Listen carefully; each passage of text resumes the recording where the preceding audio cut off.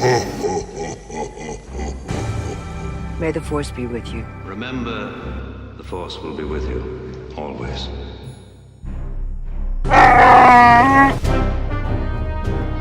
Always two. There are a master and an apprentice.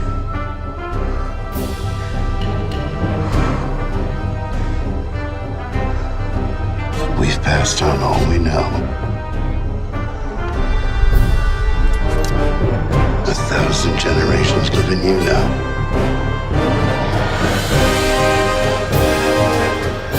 I'm a Jedi. Jedi! What do you know?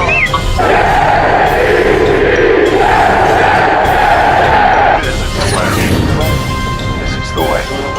The Force will be with you, always. Well trained, my young apprentice. They will be no match for you. Yes, my master. Wipe them out. All of them. Join me, and together we can rule the galaxies. You underestimate my power! Laugh it up, fuzzball. What's up? Good evening, everyone. Welcome to the Sports Jedi Network Dual Podcast here from the JETSALORIAN podcast and the Attack of the G-Man podcast here on the Sports Jedi Network. Chef Dan will be joining us shortly in a few minutes. He is here this evening. Hopefully he'll join us aboard. What's up to everyone on the Rumble app? Happy Saturday to everyone on the Rumble, Facebook, on the YouTube, Twitter, Trivio, and LinkedIn, and all the other different platforms. I can hear our voice here. The final tune-up before the regular season of NFL football. New York Jets versus the New York Giants. And it is Aaron Rodgers under center. Hasn't played, I believe, since 2018, a preseason game. He is endearing himself to the teammate as being a leader. He's out there. He is not bigger than the team. He is willing to go in there for dress rehearsal, get on the field there. I know, Steven, I know you had a little bit of concern with hopefully he doesn't get hurt. I think a lot of us Jet fans have that same sentiment, a little bit of whether or not he'll come out unhurt, unscathed. I think they'll play well. I think the offensive line will play well this evening. Of course, this is a tough matchup with that front line of the New York Giants, who are supposedly coming in to be one of the best in the NFC. So not only NFC, NFC East.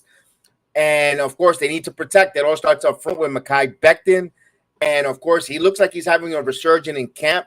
Also, Brown has been activated from the public, so he's been able to play. I don't think he playing tonight. I don't have the starting offensive line that are going in there, but we'll watch along with you guys. We'll give our thoughts, our opinion from a Jet fan and Giant fan perspective. We know we cover both of the teams on our channel. And, of course, let's see, Rodgers. I wonder if he's going to play, 20 plays total, maybe a quarter, and you get him out of there. It's just dress rehearsal. We want to see how the offense moves, how he commands. We don't know that with Nathaniel Hackett as his offensive coordinator, we know that the verbiage, the lingo, the formations, there's not going to be too much of an adjustment period from Rodgers. He's going to pick it up immediately. It's his teammates. The right routes for the receivers. Of course, Alan Lazard, will not play this evening. I don't think so. But when he comes the regular season, he'll be there to help. Of course, Garrett Wilson, everybody's expecting great and big things for it. I'm going to address here the retirement of Corey Davis. Now, Corey Davis is scheduled to make $10 million, and it's not even about the money. He walked away at the age of 28 years old, knowing what's best for him, and been big, having a few years with a lot of injuries. And for him to recognize that, to walk away, he really must be really hurt and really injured and trying to think about his future on the road as a husband, as a father, as a son, for the better health of his family. And we wish him nothing but the best, a lot of success for Corey Davis, and also that he continues to be wise with his finances, where he could walk away from the game of football and not hurt financially. Hopefully he doesn't want to 2 years later try to make a comeback because he's financially in a hardship where he has to try to play and re-hurt himself. So for Corey Davis to walk away from Aaron Rodgers, I know the Jet fans were all salivating now. That's $21.5 million that we still have to spend out there. Let the speculations run from Devontae Adams to so many other, for Mike Evans and so forth. I say one thing: if they're going to get another wide receiver here, because now the wide receiver depth for the New York Jets got a little bit less depleted, but they still have some wonderful wide receivers with McCall Hartman, Lassard, Cobb, Wilson. You know, there's a few kids in camp here that have an opportunity to make a name for themselves. You know, Brown Lee. We saw Brown Lee one out there. We'll see what the Jets will do.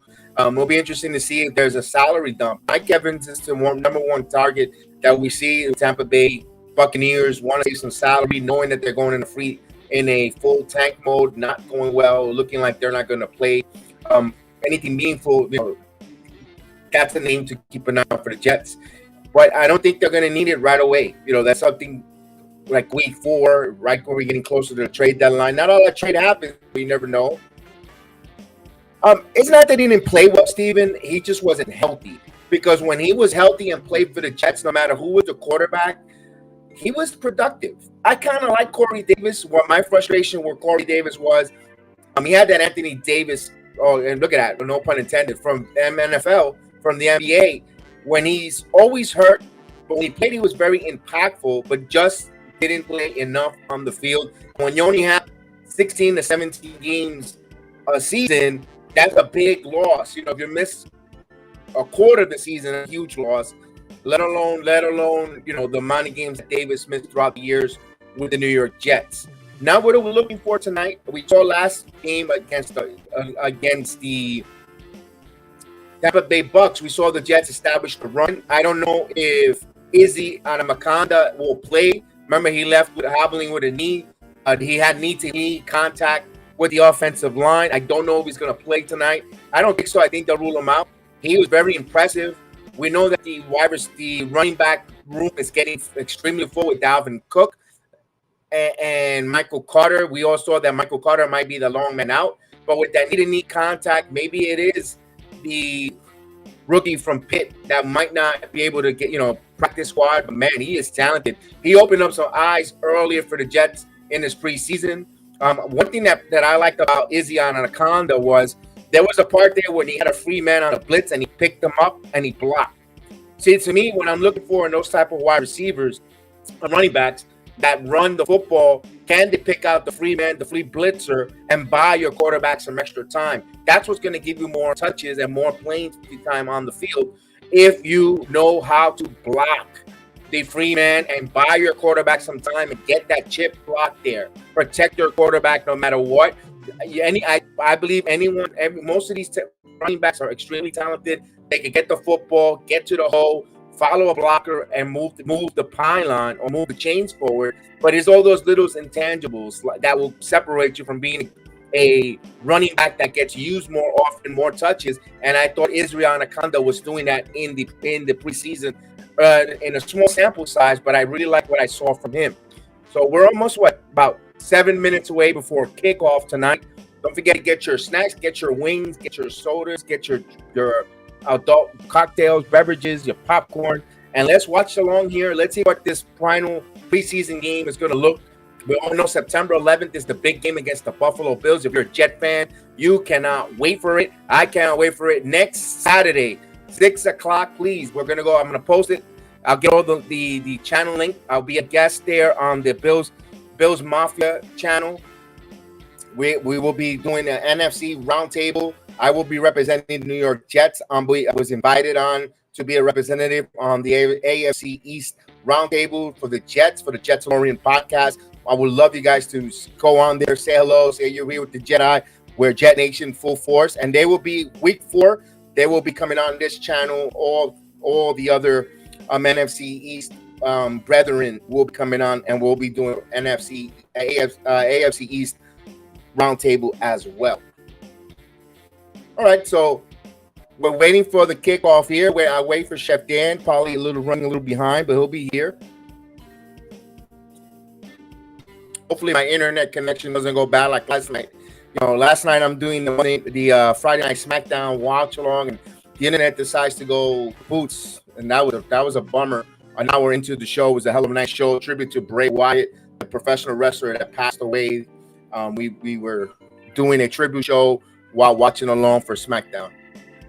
Of course, everyone's looking forward to see what Aaron Rodgers looks here. Let's ask the chat. First play with Aaron Rodgers, run or pass? That's the question. His first offensive snap on the New York Jets preseason, I think it's going to be a pass. It's going to be a simple pass. Now, everybody wants to see how the head coach Saleh deals with these men. I think you know what? I want to give a thanks to Hard Knocks. I know, first of all, we were skeptical. Some of us didn't wanted to see Hard Knocks. Didn't want, maybe it might be a distraction. I want to see what the Jets. We want to see what mysteries the Jets will be, a mysterious team. I kind of like what Hard Knocks is doing. Showing us Rodgers, showing us the team, showing us the coach. I'm looking at this as head coach Saleh. Looks like a man who leads and commands a group. I was a little bit unsure. I thought we were going to probably be getting a new head coach at the end of the year. I was like, I don't know if Saleh could. But you know what? This man, at least what we see on Hard Knocks, I think this guy's a leader of men. I think we have a head coach here. Now, how well is he? Only game management time and decision-making will separate you. But the makeup, the characteristics of a head coach is there in Rob Saleh. So, it doesn't help. It also helps that you have a Hall of Fame coach there. But I like the way he ripped into the offensive line. He's telling the offensive line, we're not going far until you play your asses off and you block for the Hall of Famer and give him the time he needs. And hopefully message well delivered. As Steven says, it's going to be a run. It's going to be a run. So we got our first prediction. The first offensive play of the Jets tonight will be a run. I think it's going to be something short to the flat. So no nerves here, but I like the fact that Rob Saleh said, I wanted Aaron Rodgers to play and feel the MetLife environment and the noise. And I know Rodgers has played here plenty of times before with the Packers, but as the Jet, I wanted him to hear that. And I thought it was kind of cool because that September 11 game is going to be a lot of nerves, a lot of anxiousness, a lot of anxiety. Not only because it's the first game for the Jets to open up the season, also the implication of that date in New York, the World Trade Towers, the unfortunate disaster. I think Rodgers needs to hear that loud crowd tonight, and that's going to help him. Hey, Mike, Rodgers is number one focus in New York sports right now. Rodgers should be, and I think that helps. And let's talk about the Giants, where Matthew mentioned that Rodgers is number one focus in New York sports. I think it also helps the Giants in a lot of ways because they could put the me versus the world, the me versus the city. No one in our city has us as second-rate citizens. No one believes that how far we got last year, winning a playoff game, the way we beat the Minnesota, Daniel Jones, getting that big contract, not believing in him, Dable, the way he is a hell of a head coach. I think the Giants under the radar here, it's a good thing for the Giants. They got they already got a good offensive line. Their offensive line is extremely well. The Giants were missing wide receiver help there. Hopefully the wide receiver core got a little more better. Wink Martindale can have those guys ready on the defense. It's going to be interesting to see the way the Giants' first 3 games of the season are going to be under the radar. And if they get off to a good start, you know what? Not bad. Keep playing under the radar. Let let the New York Jets take a little bit of that spotlight away. And when the dust is settled, you'll see the Giants to be one of the top teams in the NFC, and possibly, I'm not saying they might. Who knows? They might win a division. They might be in the lead for the division. They might even be able to host a playoff game in MetLife.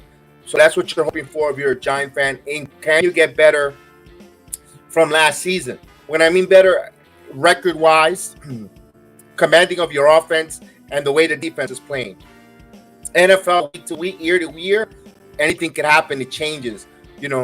They might be a better team now and might not have the same better record as last year. So a lot of different things can happen. NFL is weird that way.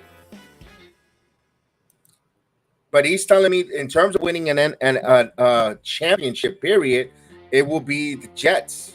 The Jets haven't made the playoffs in so they're the longest drought in playoff in getting to the postseason. To be thinking they're the better team of all these teams, that's disrespecting the Giants. That's way disrespecting the Giants. As we say hello to our Giant and pundit, what's going on, Chef Dan? Hello, salute, welcome.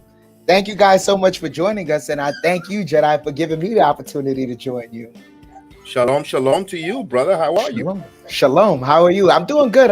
You can see I got a smile on my face in an otherwise somber day. The news from 2 days ago, it's still kind of reeling in. It still don't feel real. Yeah, I know. We did a tribute on Thursday. We watched along Friday Night SmackDown, and my internet got cut off an hour into the SmackDown. But it was very nice, very wonderful tribute that they did, as well as we had some guys talk some nice stuff, some great stuff. At halftime, you're more than welcome to share your thoughts on Bray Wyatt. The floor will be yours at halftime to give your thoughts. Absolutely. Thank you. But yeah, let's get back to the subject at hand. As we see tonight, today is the debut of number 8. Sir, how do you feel? You got a quarterback. I feel good. I feel there's been a disturbance in the force. Usually when an A-Rod comes to New York, good things happen, That's what I've heard. Usually when an A-Rod comes to New York, good things follow. But hey, we'll see. But I was saying before, I know Mike Caputo was saying that the Jets are favorite to win a championship out of all the New York teams. But I said, don't underestimate the New York Giants. This is great for them to stay a little bit under the radar, And I also said, don't disrespect them. They were at they won a playoff round, and everyone's coming back, getting better under this head coach. Their development of the organization and the program is ahead of itself. Both of their assistants return for the Giants. Martindale and the offensive coordinator did not take jobs in the offseason. Another year under the same coaches I believe they get better with their picks and free agency, and don't underestimate the Giants that the first few weeks it's all Rodgers and the Jets while they're under the radar winning in the NFC. Next thing you know, they're possibly have a chance to be one of the top NFC teams to host a postseason game. Never know, never limit them, and it's good to be under the radar for time. If you want me to sing our praises, I can only do so. It's here's the biggest thing for us, like you said, A-Rod coming to the Jets, it keeps us as New York Giants under the radar. The biggest thing, another big thing for the Giants is that out of this entire roster has had playoff experience that the relatively young Jets roster hasn't had. So it's not to downplay them. Right. It's just to say you haven't gone through it to where the finality of one game. It's really just win and you can go on. And every mistake is capitalized. Not only that, when you're really only preparing for one opponent, it gives you, a different state of preparation. And that's something that the Jets haven't had the ability to do so because they haven't gone to the playoffs. Another thing is that is not even to just poo-poo Robert Saleh because he has done good work. But Brian Daboll was able to get this mismatched team to the playoffs in 1 year. Saleh's had 2-3 years, and he's been able to build the number one defense. And you've had all these stars, this firepower that we say the Jets have, which is why Aaron Rodgers coming to the Jets makes sense. But with all that firepower, you've yet to really make noise. So there's correct. There's that difference between Saleh and Daboll. But I think I think both teams are just poised to be really good this year. That's just it. I think if anything, just enjoy the season first. Let the records fall when they fall in you know in near the end of the season, but enjoy the beginning. Football is back, first of all, so don't rush it. Let's just, first off, welcome football back into our lives. Thank you, football. Let me give you a hug. You're back. I miss you. Especially good football. Last year the Giants were saving grace, having going into the postseason for that first round and beating the Vikings. Now they're only going to get better. I know Caputo thinks the 49ers, Eagles, Bengals, Bills, Chiefs. The Bills are a little bit in turmoil here. They're in some trouble, and I know I'll be going on the Bills Net Mafia Network next Saturday night at 6 o'clock, representing the JETSALORIAN there, and I'm going to be a total heel against those Buffalo Bills. I mean, we're coming for you, Bill Mafia Nation, because they might have their coaches on the hot seat without even starting the season. So that's another time there. Could you see the Jets taking the division or Miami if Tua works out? Well, who knows? We got a lot to talk about that ourselves later down the road. But the Chiefs are going to be good. The Chiefs are going to be good, but that division is loaded. Yeah, that's the other thing too. It's like between the AFC and the NFC, and you guys are the AFC East, I believe. Yes. Between the AFC East and the NFC East, I'm not gonna lie to you, I prefer my team to be in the NFC East.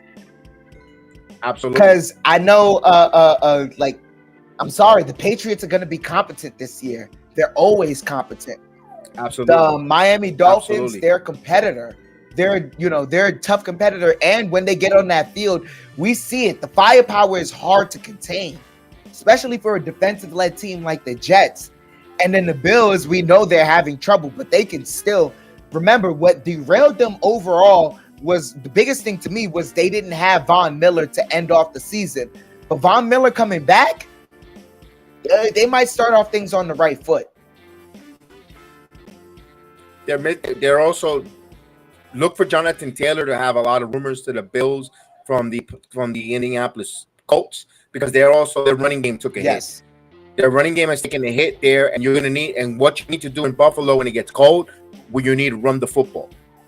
You're going to need to run the football, especially with that defense that they have there. And if you time of possession 3 and out, and because they can't move the chains with the running ball, with just the running game, passing, that defense is going to get tired there. As we're ready to kick off here, I'm ready to kick off. There we go. The Jets will be kicking, Giants will receive, and the kickoff is on its way at MetLife there. And this one's going to be a touchback, 25-yard line.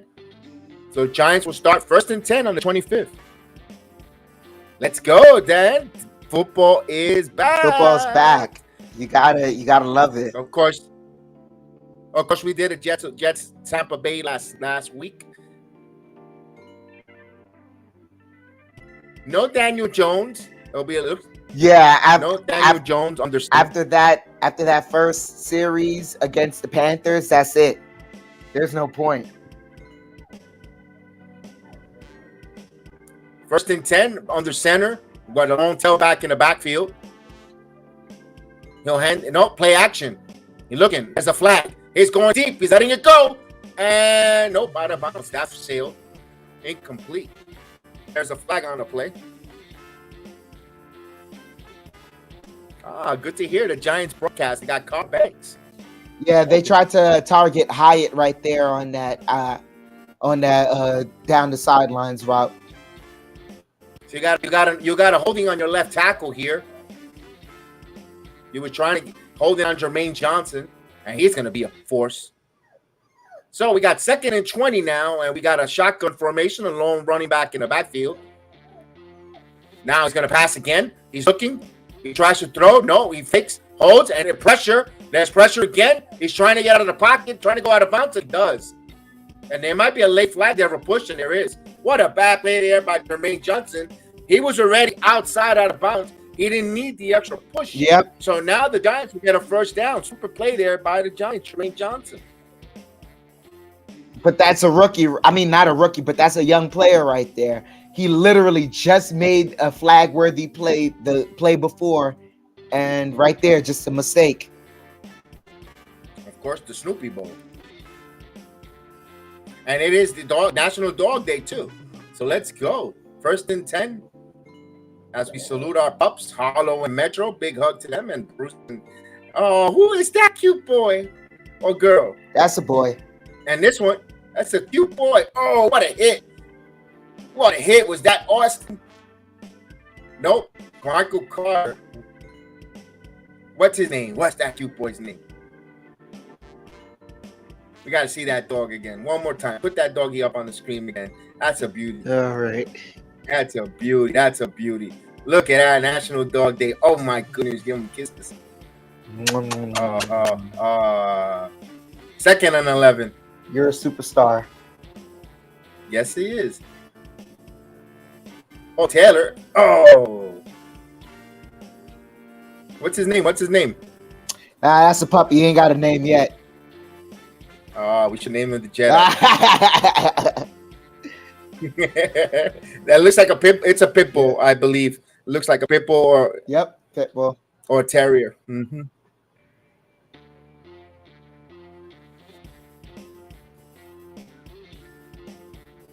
Third and 6 now. From the shotgun, looking back to throw. He throws, and now Taylor was my God, he sailed it. So Gardner on the play.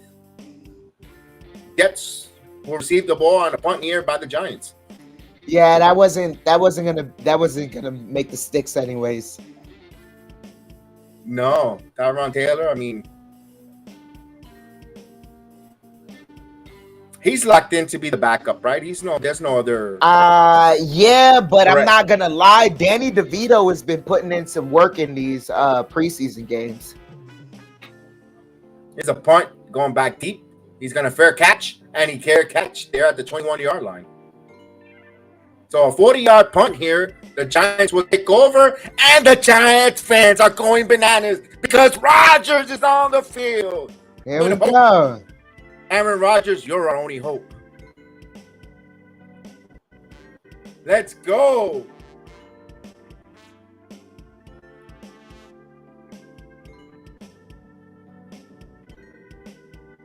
Rodgers, let's go. Getting goosebumps here because I've been through all the crap. The Kenny O'Briens, the Neil O'Donnells, the Boomer Esiasons, the Brownie Nagels, the Glenn Foley's. Ooh, the Mark Gable's got his own Ford commercial. Nice.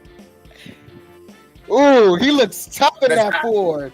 He ain't smiled once during this commercial. Ooh.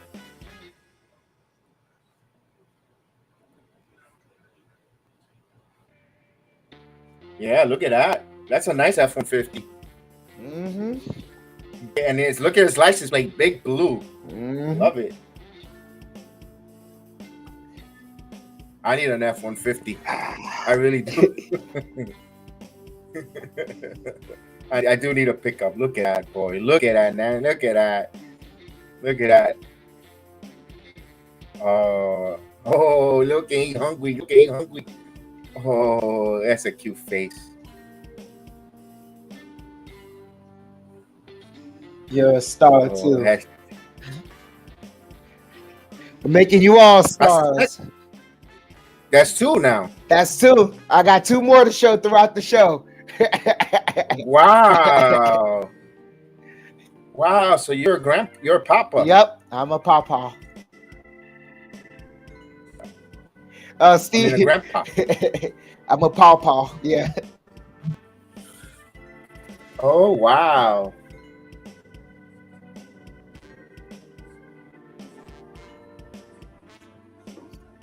So now that Corey Davis is retired, all the debt pundits, $21 million the Jets still have to spend. They could spend if they want on cap. The names Devontae Adams, Mark Evans, any wide receiver that's unhappy with their current situation, a chance for the Jets to snag to try to come aboard with Rodgers. Oh yeah, but not only that, that also gives you flexibility to get some extensions going early too. That's what I would do if I were the Jets. Earlier, right, so Rodgers under center. Steven says a run. I say a pass. You say run or pass. Run. Nope, there's a flat. A pass out to the flat. I got it right. And that's the touchdown. Garrett Wilson. Yeah. That's but a flag. Here comes the wet blanket. Here comes the wet blanket of the official. They could ruin a wet dream, man. Nah, it's probably on the Giants. Face mask on the Giants. So it is complete. So, oh, man, I called it. Face mask flat. Yeah, I knew it was on the Giants. Yeah, it was a face mask on Garrett Wilson. It was on Bellberry. There was a pitch and catch there. So tack on 15 yards to that. 1st and 10 now. Oh, this is great. Look at this. Rodgers under center. Carter in the backfield. Now, he fakes the handoff, turns, hits it in the flat. Oh, look how beautiful. And the Giants got first down and more. And 15-yard pickup. But we get a lot of flags after the tackle. Let's see. A gain of 15. Let's check the flags. Would it be an illegal cutback block? We'll see. Personal foul. Goes on the offense. 15-yard penalty. So they're going to replay the first down there. So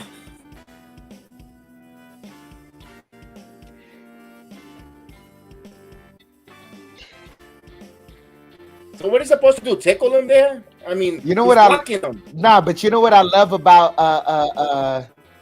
the NFL? There's certain illegal things that happen that the coaches will still coach to you and be like, hey, if you can get away with it, get away with it. Absolutely. That's First the and 18, NFL. Rodgers. Yes. Rodgers right to Wilson. Wilson makes the play. He drags down there. Rodgers, the ball is coming quick and right on the money. This is what you want to see.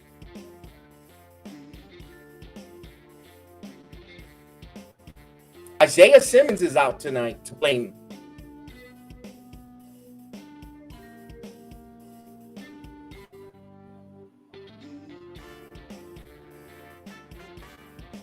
All right, Rodgers now. It's going to be in the shotgun, 2nd and 12 for the Jets. Carter's the tailback. 3 wide receivers set. Rodgers. Plenty of time. Throws over the middle and no one there. Over the head. Will be incomplete. So Martindale, Giants went 0 coverage there. Trying to get after Rodgers there. Yeah. Thank you. That's Thank Wink. you. That's Wink. Thank you. You want to fine tune my quarterback early? Thank you. Yeah. Let's go. You run it's also for the defense themselves. That's true. That was Javarius Owens on the blitz there, had some pressure. Now, this is 3rd and 12 here. Another shotgun formation with Carter in the backfield. He's going with the same look. Rodgers steps up, steps away, buys some time in the pocket. He's standing up, he's going to throw it, and he throws it out of bounds. He got tripped up there. Yo, you saw Simmons? Isaiah Simmons coming in as a free, he's a hybrid, free safety linebacker type there, and he just exploded, he wants to get some good endearment to Giants teammates. Right there, my friend. That's the way you get into But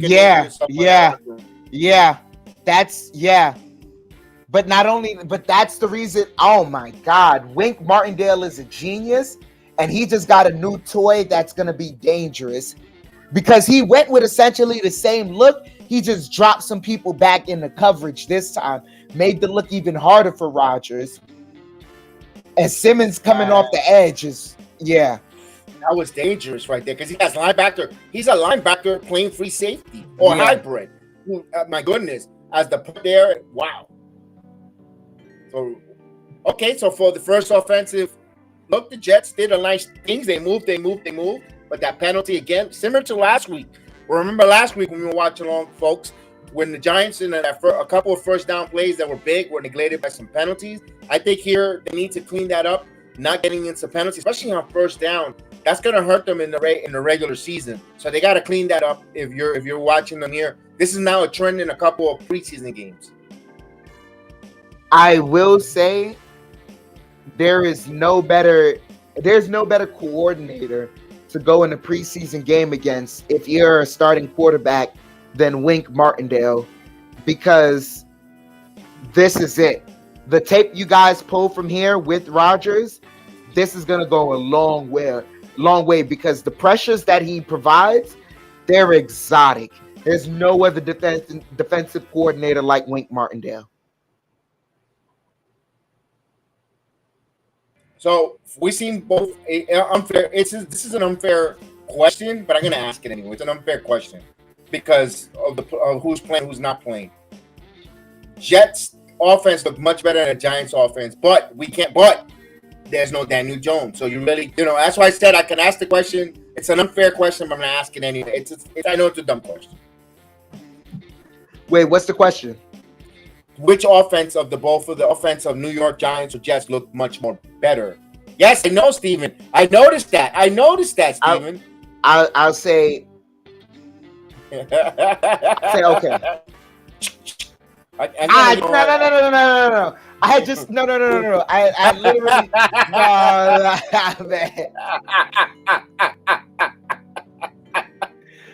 Oh man. I'm embarrassed.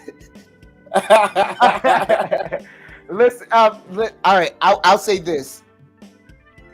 Between the offense that I've just seen and what I can say is the offense that I saw the Giants where their starters played against the Panthers. The Jets offense looks more exotic, but the Giants offense looked way more efficient. Okay. And when I say efficient, I mean like they were like it's like, all right, you catch it, you get tackled, but you still had a modest gain. Versus a lot of these Jets gains so far were either big run or no go. Oh, what a play! Oh, he was stopped in the backfield for a loss. Solomon Thomas, veteran, lost a 4 there. Yeah, that's what the Jets got. Yep. Jets and Giants, they both their defensive linemen are going to be beasts. Yep. Woo. Man, lost a 4 second and 14. He got back there unblocked. You just, as soon as you see someone back there like that, it's like someone didn't take on their assignment. Taylor going deep, and there's a hand there by Gardner. He was all over it. He had that sauce all over that one covered. And I saw Gardner jersey last week, and today I went with Darrelle Revis to honor the Hall of Famer. I had the Gardner jersey last week. Oh. Nice. Yeah. 3rd and 18. Hyatt's got to get more physical. He's got to put more muscle on. But he's a rookie. He's a play action. Jets with a sack. Sack. By who was it? Jermaine Johnson. That's a bad man. Second year. Woo.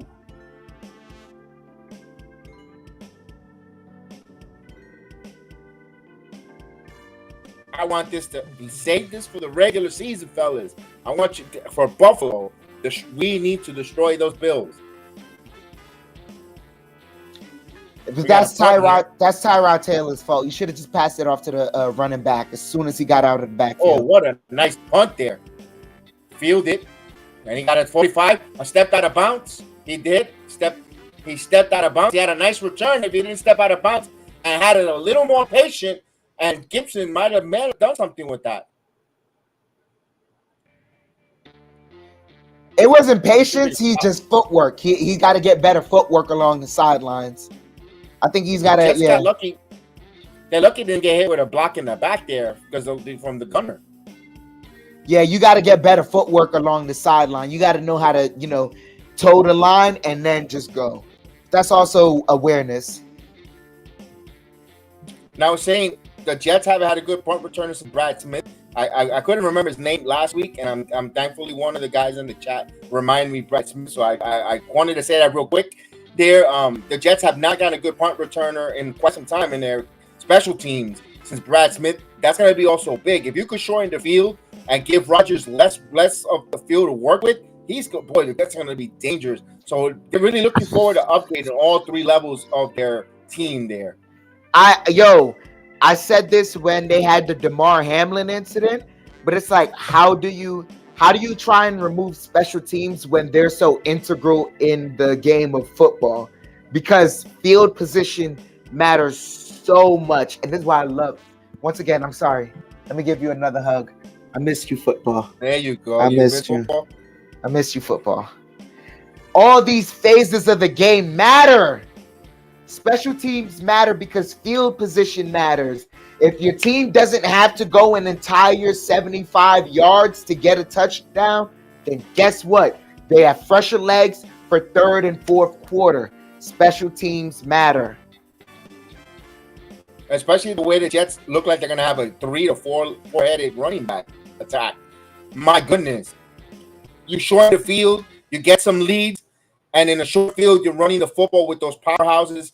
My goodness, that's what a recipe of good football.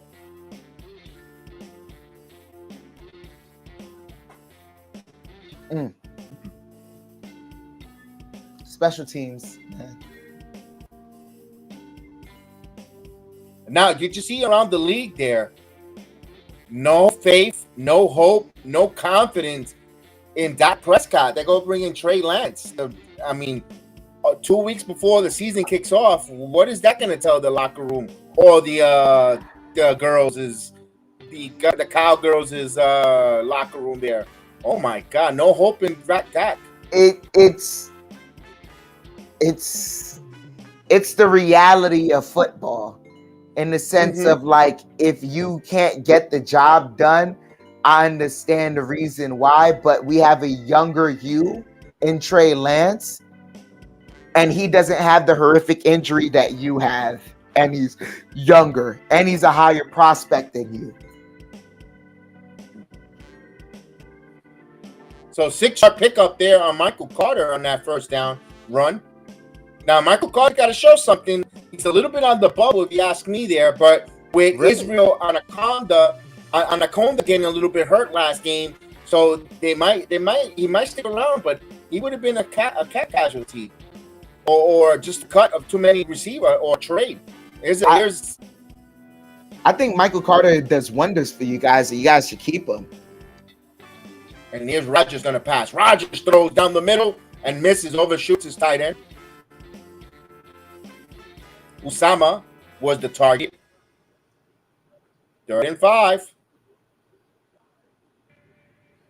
Now, for the Jets, the tight ends got to try to go out there and get these balls, because Rodgers will go up down in the middle.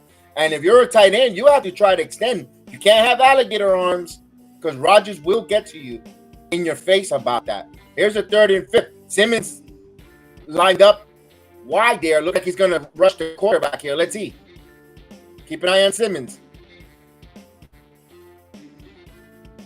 No, he's back in coverage. Rodgers going to go for the deep ball. Airing it out. And, Garrett Wilson almost had it in one hand. He did not make the catch, but he'll get a flag there. A flag comes a little bit late there. So it was over Aurier on the coverage there. He got hands all over him. Man, he looks like a young single guy at the bar on a Saturday night. Too much handsy. Whoa. Pass interference.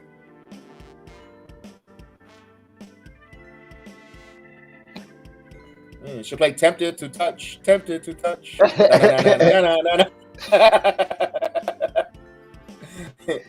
1st and 10.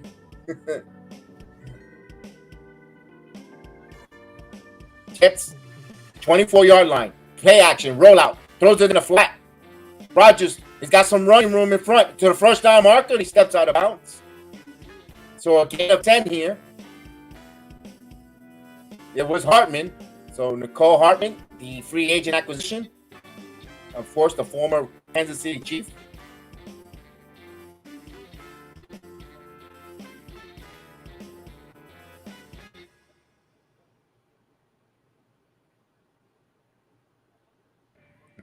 Let's go, Jets. They're moving that. They're moving the chains here. They're in the red zone right now. And they can still get a first down without scoring a touchdown here. 1st and 10, 14-yard line. Rodgers got 2 run. He stepped back, throws, pitch, touchdown! It's good! Garrett Wilson! Aaron Rodgers to Garrett Wilson. Get used to that, NFL, because you're going to hear a lot of that this year. Let's go! That was a sick catch. 1-on-1, and he just put it up there.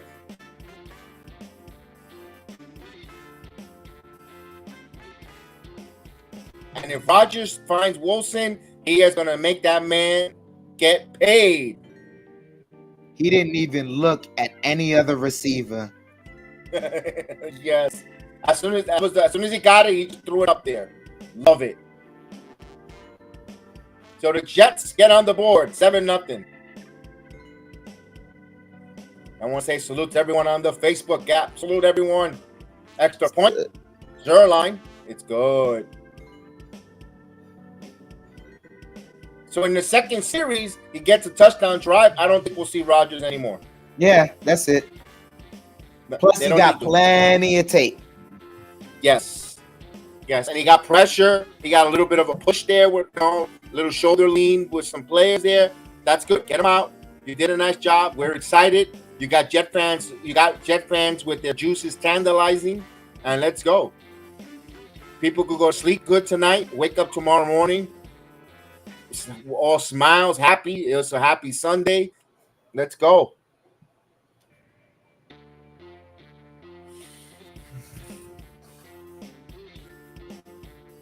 Look at this. Gronk has his own shoes. Huh. Wolf and Shepherd. You know, those things must make your feet stink. He wears them with no socks. Yeah. You know they must. Yeah. Ugh. I ain't trusting no Gronk shoes. Steven predicts Rodgers will have 40 touchdowns this season. From your lips to God's ears, I'll sign up for that right now. Yeah. That sounds lovely. That's 40 touchdowns. That sounds like a playoff berth.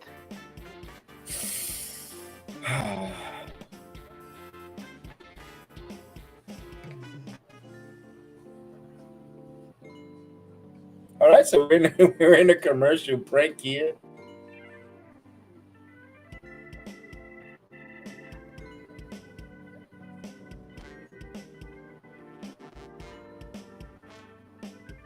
What an exciting main event for UFC in Singapore. The Korean Zombie Holloway. I don't know if you missed. I'm not going to say nothing. It was a hell of an exciting fight. That's what I'm gonna say. I like, because I came home late and then I had to stay up to watch SmackDown because, you know, it was important. I woke up late and I missed that event, but I saw some of the highlights, and that was a hell of a fight. But in the same note, it's sad to see Korean Zombie retire. I didn't want to say I didn't want to give a spoiler because I don't know if you watched it. I just said it was greght, but my goodness, it was a hell of a scrap. I didn't know how he got out that Darce choke. No, that chin of his, my goodness. In the words of Austin, because I know I forgot that they even did I didn't even know the Singapore match was on until I hear the boys early in the morning. I'm like, why? What's all the fussing and all the noise? I didn't know about it Sleeping either. Late. And there's a return from the Giants, and stop there and did not get tripped up and made it to the 18-yard line. Chef Dan, how many puppies? I think it's 4. Yep. 4. Yeah, the four horsemen. Woo! Yep. Or Evolution. Yep. Or they're the Judgment Day. Either or. We can keep it going. The Bloodline. The Bloodline. Hey. The Wyatt family. the Yeah. The Dan family. Yep. It's a running play. They might be the I'll pick up, Beatles. 2 yards. There you go. The Beatles. There you go. As long as they're not NSYNC or Backstreet Boys, we're good. Tell me what. All right, so we see Danny DeVito. Oh, Jersey Mike Stubbs. Oh, yeah, he is from New Jersey. Yeah, DeVito and the flat. Nice move there by DeVito. Short pickup of 7. So it'll be 3rd and short, 3rd and 1, or maybe 3rd and inches. It was Cager, the receiver there. Cager came on pretty good last year for the Giants. Yeah. He improves better this year. he is definitely needed because we need some blocking tight ends. Because if there's one thing I know for a fact, Darren Waller didn't come here to block. He came out here to be a receiving threat for us. There's a running play, and the Jets almost blew it up. But that second effort, I think, got him the first down. Just enough. And they moved the chains. On the third one there, good run there because he was stood up there and he made a second pitch. Yep. That was Robinson, the running back. Yeah, I also think this is the Jets' second team right here. You got you have to get the defense, that first team defense, out of there. Yeah, you don't want no injuries. They already made their pressure. They put pressure. No, plus someone got concussed. Not on the Jets side, on the Giants side, but that's the risk you run, exactly. So the Giants call a timeout here. First timeout. They still have 2 left before halftime. Use them if you got them. We know one coach in New York that doesn't use them.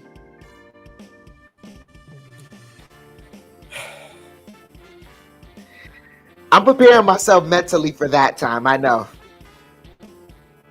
And what is it? You know, I can't believe we're I believe something. I thought it was like 18 Fridays away for Christmas, something like that. And we're about 40 days away for preseason. NFL, for that NBA. For that other blasted sport. Get ready for that grind. It's gonna be great. Hey, I already put in the notice, the request for the transfer. You never know. 4th and inches. It was 4th and inches, but they just got enough to get it in. That's what she said.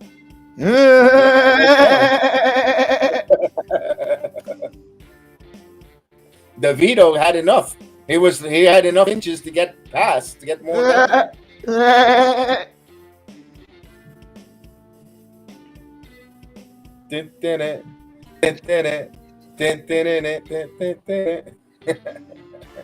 First down. First down.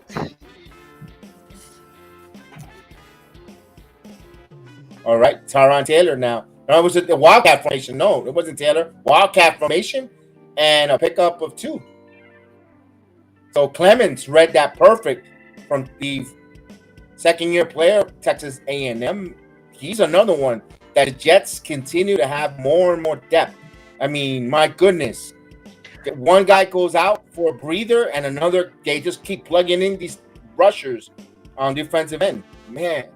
I will say, I'm glad that Daboll hasn't gone away from that Wildcat. Not because, I understand it's the second team right now. But you got a Wildcat going with... Oh, nice green there by DeVito. Setting something up. The Jets got first down and a couple more. Nice play. The way it developed, that screen. It was a delayed screen, but it worked there. A pickup of 15 yards down. I like that one. It was great on that. Yeah. And they had 3 Jets linemen, but the play of Gray and they all Smart, all 3 curveyed and missed. Wow. Oh no, Smart got a little hurt. And Smart is trying to make the team here. He's been, he's on a bubble of not making the team. And Smart, we saw him featured on Hard Knocks.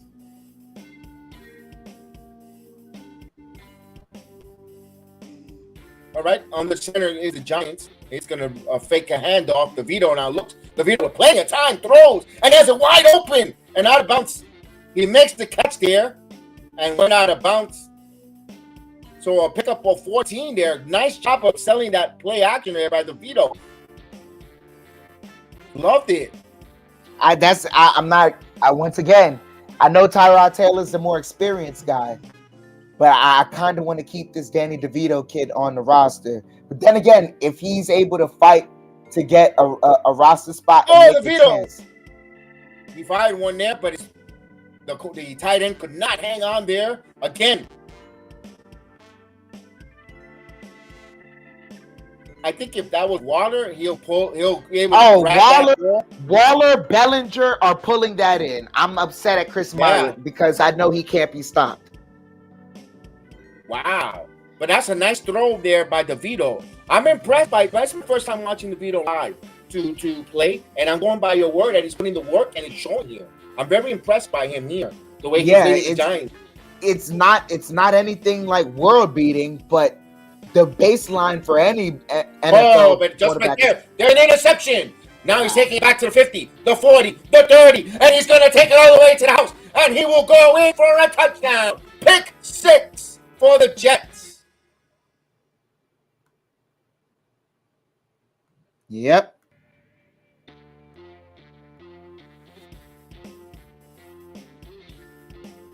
So it was a run fake to the right.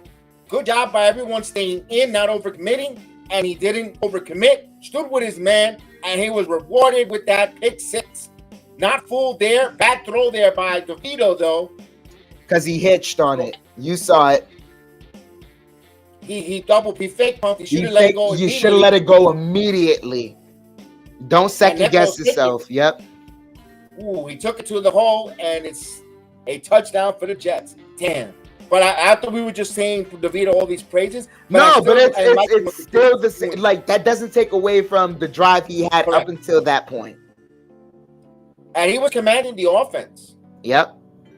But the baseline for any the baseline for any quarterback is, can you show a level of competency? And he does show that. You know what they're gonna see if Stills touched him when he went down. I don't think so, because he didn't have possession. Now he called it there as he went down to the ground. I don't think that's a touchdown. I think if Stills tripped him up, then he's down by contact. But he didn't, because I don't think he's down by contact. I don't think he's down by contact either. He didn't contact with him there. And Stills was a little lazy on that route there. Yep. He should have, you know what? He should have went to get that football. He got olayed. He kind of sidearmed it. He's like, you can't do that. Can't do that. Can't do that. Not in football. Yo, what do you think you are? What do you think you are? A Yankee? Come on. Not only that, but Sills is really like the only time he made reps in a game was when, was when our receivers are injured. If you want to make first team reps, you got to be willing to make catches like those where, you go to the ball. First of all, he needs to take that number 13 off.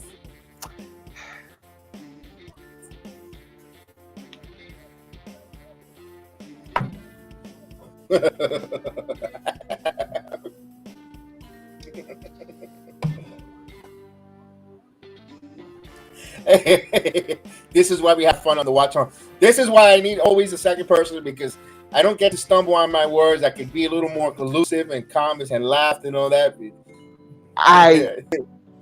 My God, you're not the first person I've heard say that. I'll just say that.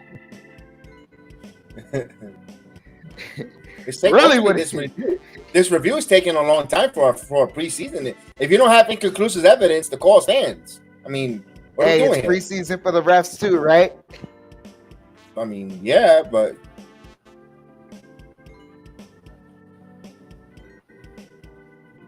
I think he might have touched his foot. He might have touched his foot. It's got to be inconclusive evidence, though. I mean, he is tripped up.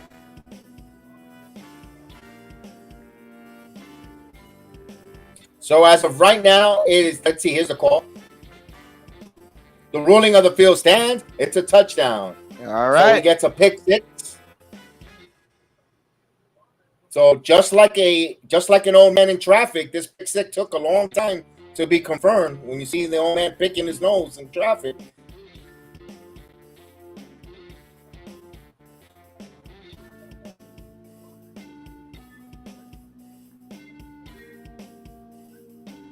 So Eckler with a touchdown.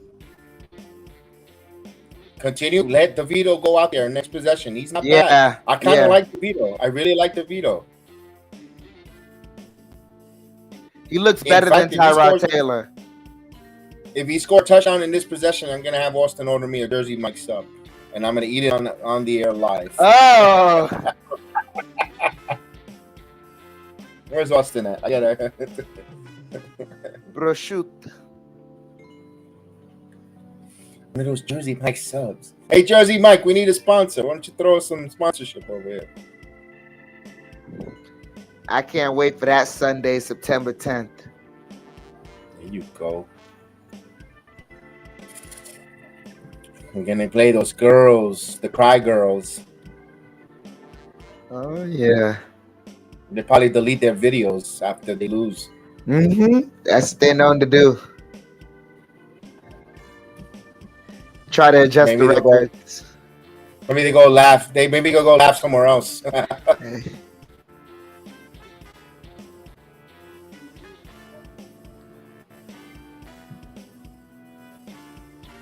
So 14-0 here. 4 minutes left in the first quarter.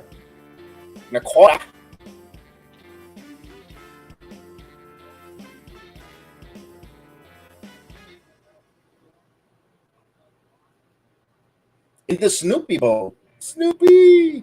MetLife. As this is going to be a touchback. So the ball will be on the 25-yard line for the Giants. They'll start off at the 25. Trailing by 14. Oh, DeVito will be back on the center here. I think it's DeVito's game to finish the whole night. Yeah, there's no other. Yeah, there's no other quarterback on the roster. Let DeVito finish the game. It's the last preseason game. They know what they need to see from Tyrod Taylor. Yeah. And of course, they're saying that's their best third quarterback in a long time. The broadcast is saying that. Got Mickens moving in motion. Here's a handoff. And Gray now, the late handoff, and he runs it. Yeah, pick up a 27-yard line.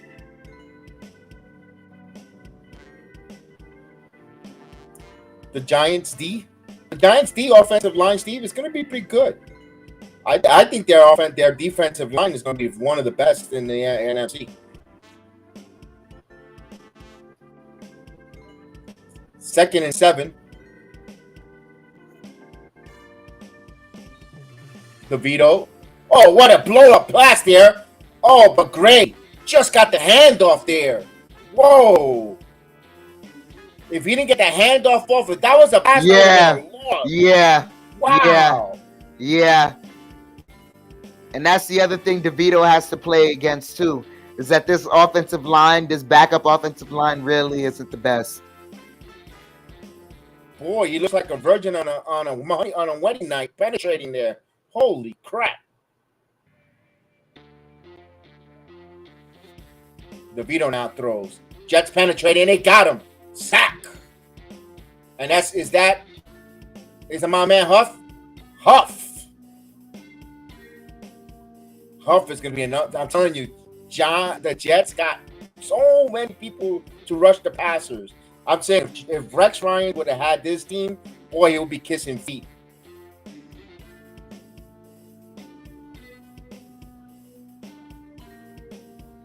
Man, some of these backup offensive linemen got to get better, man. Here's the punt. Fair catch on the 30-yard line. All right. Here comes Mr. Wilson. Zach Wilson. The mother effer. The literal one.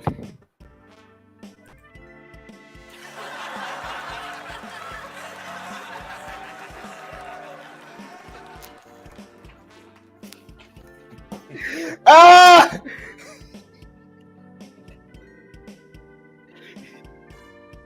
Please tell me you have boo. The Bulls? Yeah. No, I don't. That's the only thing I don't have on the machine. We gotta get you some boo machines. Yes. Oh, Matt Perk, that was terrible. Right. Listen, running back to Carter. Carter tried to get, and he brought down. Nice stop there. Cook,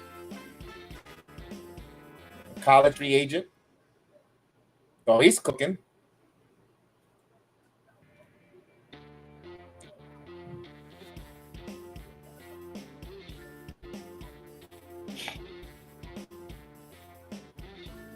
Damn, Giants already got 4 players injured in this game. That's why you get the first team out of there as fast as you can. Wilson under shotgun. Wilson throws, completed. A pass for first down to his tight end. And Rucker picks up 13. So first down there. The Ohio State second-year man. Has Zach Wilson looked better throughout these preseason games? Yes, much better. Because I've noticed, like, I'm looking from that throw right there, more than anything, his feet were so decisive. Not only that, they're putting him under center, and he's actually looking good under center, which is a pleasure. Remember how much I complained too much? And here's a running. Oh, Carter got broken up. Whoa. Nice penetration there. From oh man, Coughlin. Carter Coughlin, yeah. Coughlin. Hey, you should know that. No, but you should know that. You should know how to. Yeah. I looked up and looked down real quick. I didn't read the whole name. I looked up and looked down. I said, okay, let me look up, and I looked back down, and then, oh, wait a minute, I said it wrong. You know I'm the king of pronouncing this pronunciation. There's a shotgun formation with Wilson. Wilson throws. Oh, Butterfingers through the hands. Xavier Gibson, the rookie, missed that one. That was a beautifully thrown ball by Wilson. Just went right through the hand. That was, yeah. But then again, what I will say is, looking back, if Zach Wilson has anything he can say, he threw it a little behind him. Throw it in front of him next time. Yes, it's true. It was a little bit behind him. It was a little behind. He has to reach back for it. Throw it at him or in front of him, and he has a better chance of getting that. 3rd and 15. Becton. Look at Becton. Here's a screen. 3rd and 15. Screen. It's Alvin Knight now, and he's not going to get the first down. Good out there for the Giant hand tackling.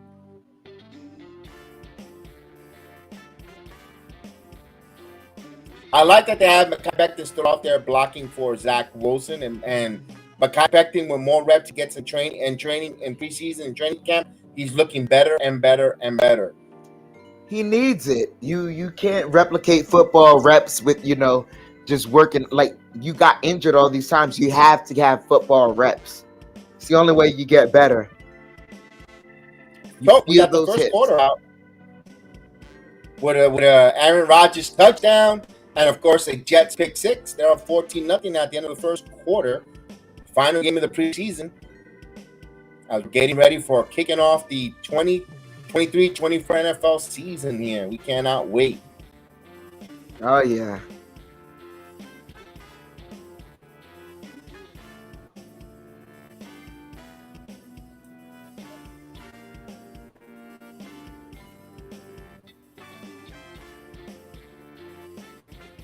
I understand that, but I think they're like, because schematically you're looking at it. If you're looking at it from the chalkboard set, and really, if you want the play to work, you're kind of getting it from a bird's eye view. The quarterback is technically under center. Like, based on the schematics and the way you draw it on the chalkboard, the quarterback is technically under the center. But I mean, then it's football terms. It is what it is.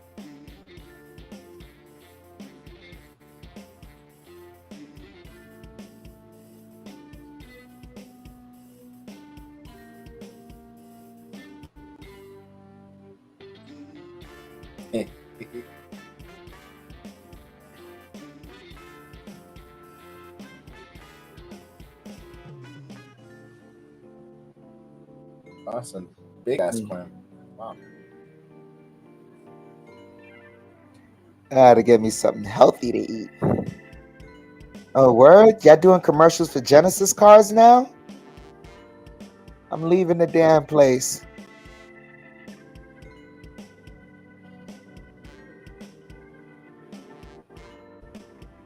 Yeah, look at that.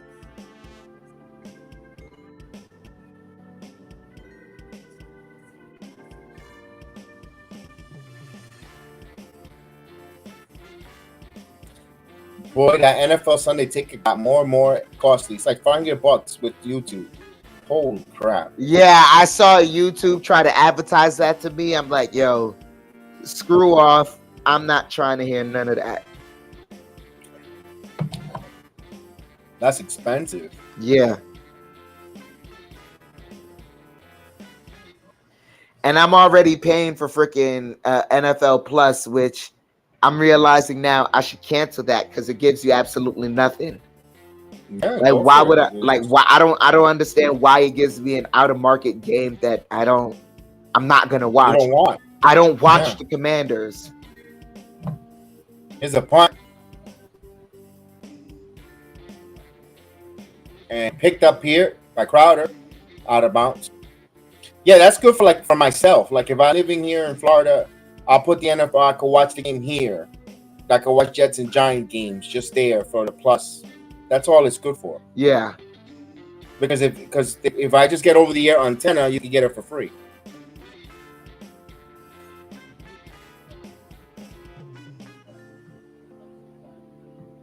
No, the other thing too that I remembered is like the reason why it annoys me is because I paid for it so I could get that all 24 film, but for some odd reason, PFF gets that film faster than NFL Plus gets it out. So, and I'm not paying PFF's price. PFF is They had one in the flat at Butterfingers there. They gotta help DeVito out here with some of these plays. Yeah.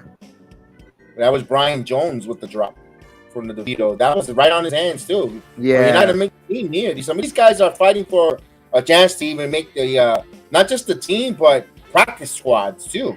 Like you still gotta you still gotta be out here putting tape because it's not just for the team here and it's not for the team across from you either. Scouts are watching consistently. Ooh. They had some pressure there, and DeVito got the ball out there despite taking a hit. He got it on there, and of course, with maybe some better receivers, would have pulled it in there. That ball was right there, and he was in that pocket taking a hit. I'm pretty impressed with DeVito here. I know it's not a completed pass, but it was right on the money there, and a better wide receiver with some better hands might come up with that ball. You know what, Giants? Develop this kid in your practice in their building. You got something there just in case. Here's pressure. No, good job there. Got plenty of time. Caught there. And gets the first down there. Now, that's a much better play there. Because he came to the football. He attacked it. For number 13. He made a nice vertical route. Stopped. And he went right to the back to the football. With some authority, and he got it. That's the way to redeem himself. Yep.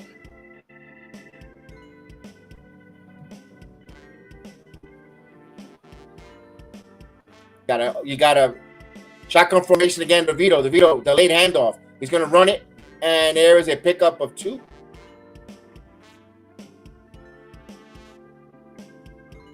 That was Corbin on the run. I like that formation because it looks like he's gonna delay the handoff or keep it the quarterback depending on it. It kind of, if you have a linebacker, the linebacker kind of tends to free up a little bit.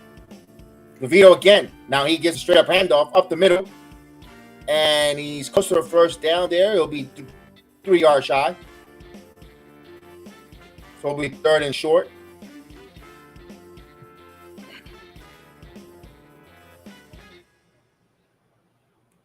And it was a guard pull there. Good job there on the offensive line pulling.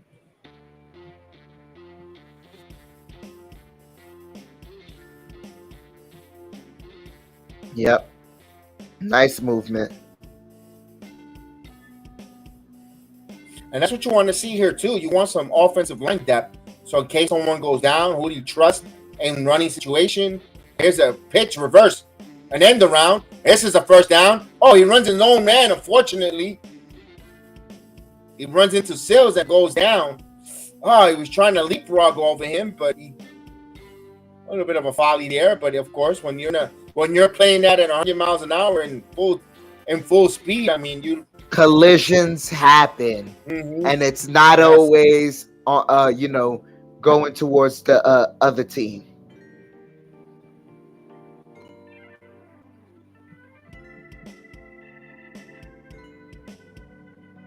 Hey, Lemieux's in there for offensive line. We got a whistle. We got a timeout here because play clock was down. So 12-11 in the first half here. 14-0. Jets. But the Giants are moving the football here. They got like something going. They got something cooking here with DeVito.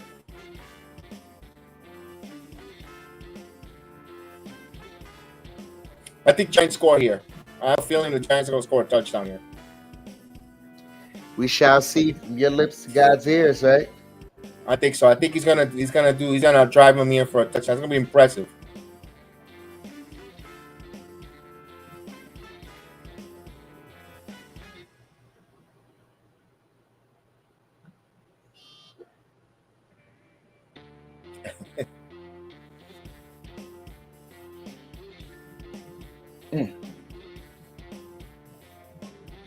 There goes the commercial, the big blue. Yep. F-150.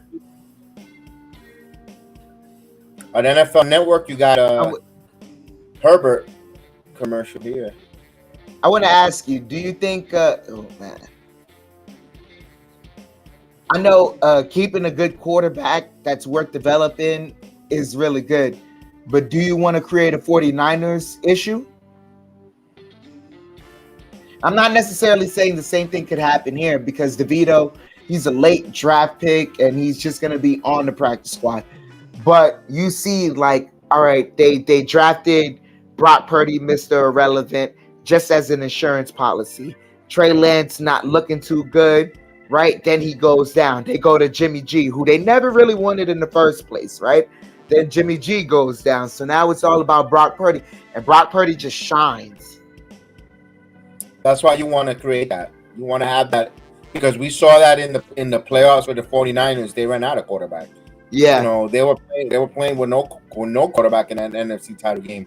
You need quarterback. You need quarterback that, and I wish the NFL would allow them to carry the third quarterback, part of a separate exemption with the not part of the 53-man roster, the extra quarterback. I think what that showed last season, and especially if you want to be a product to be good, you need them to carry at least 3 quarterbacks. None of that if the third string comes in, the what is it? There's a rule of if you play the third string over the quarter, you lose one of the quarterbacks for the game. They should let them allow them to play all 3 quarterbacks.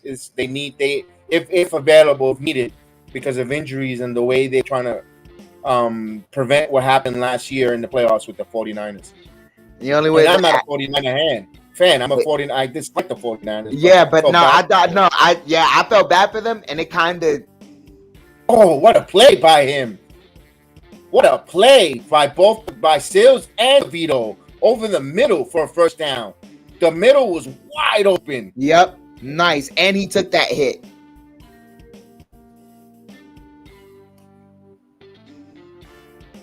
Yo, I got a question. When let's say you're in football, right? You make a catch, you're in the air. Do they spot you at the moment you take contact, or let's say you were to be knocked, forward while you were in the air? I think it's the officials with forward progress. Wherever you catch, if you get pushed back, I think that's where they wherever you caught them, where you got first contact. I think.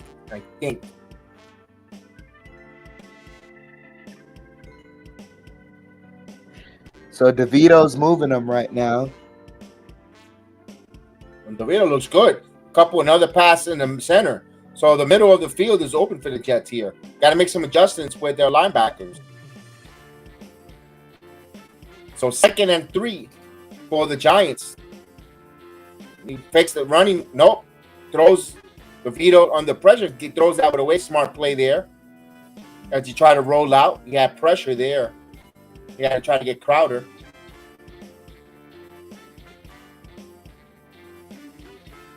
And it's a good thing to throw it away because you were at 2nd and 3. You still have it down to play with. Can you manage the game? That's one of the biggest things there. Can you manage the game? 3rd and 3. If you're gonna go pass, I'm looking for a pass to the tight end here. The middle been open all series here, and he goes to the middle, and nice play there in the slot. He gets a first down on the 16-yard line. 𝒉𝒊 is looking good here. Very impressive. The short, keep it simple, stupid, nothing over exaggerated. I like it. Simplicity at its best. There's nothing wrong with that as long as you keep moving the chains. There's nothing wrong with that.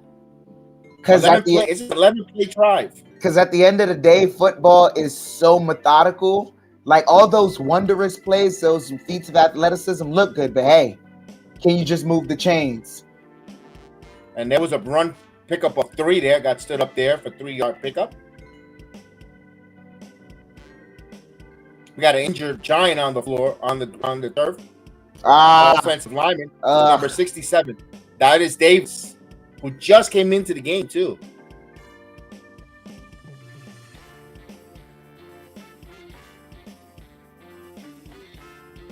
These guys are falling left and right, man.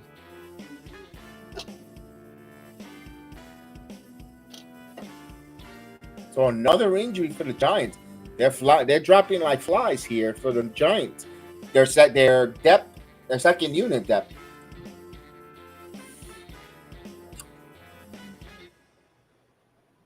Wow, Buffalo Jacksonville got 2 games in London. Good for them. They could stay there with their owner. Keep the owner, keep their wrestling organization, keep the Jaguars, keep them all in London. Don't come back to the Khan family. Yep. Con men.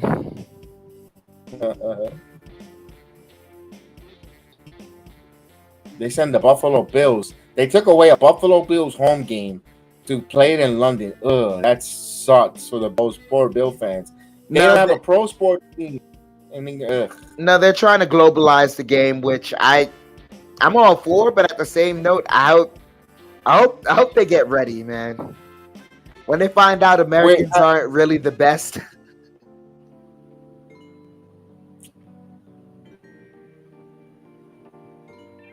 Oh man. They look at this game and they outside of this country they look at it like garbage. Like yeah. They don't like this game outside of this. The same way we look at soccer, they look at this game the same way. I think it's the same way we look at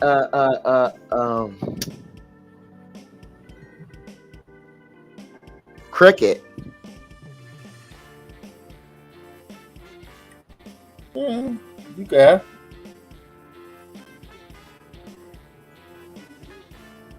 I mean, I don't know. Soccer, I don't pay attention to. You and I both don't pay attention within good reason. Nah, not a big fan of it. Not a big fan, yeah. Like I said, if I want to see someone struggle for over 90 minutes, I go to the bar on a Friday night and see them struggle talking.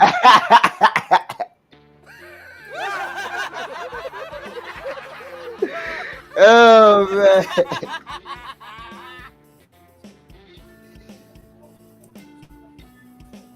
Oh, they bought the card out for Davis. Yeah. Oh man, that sucks.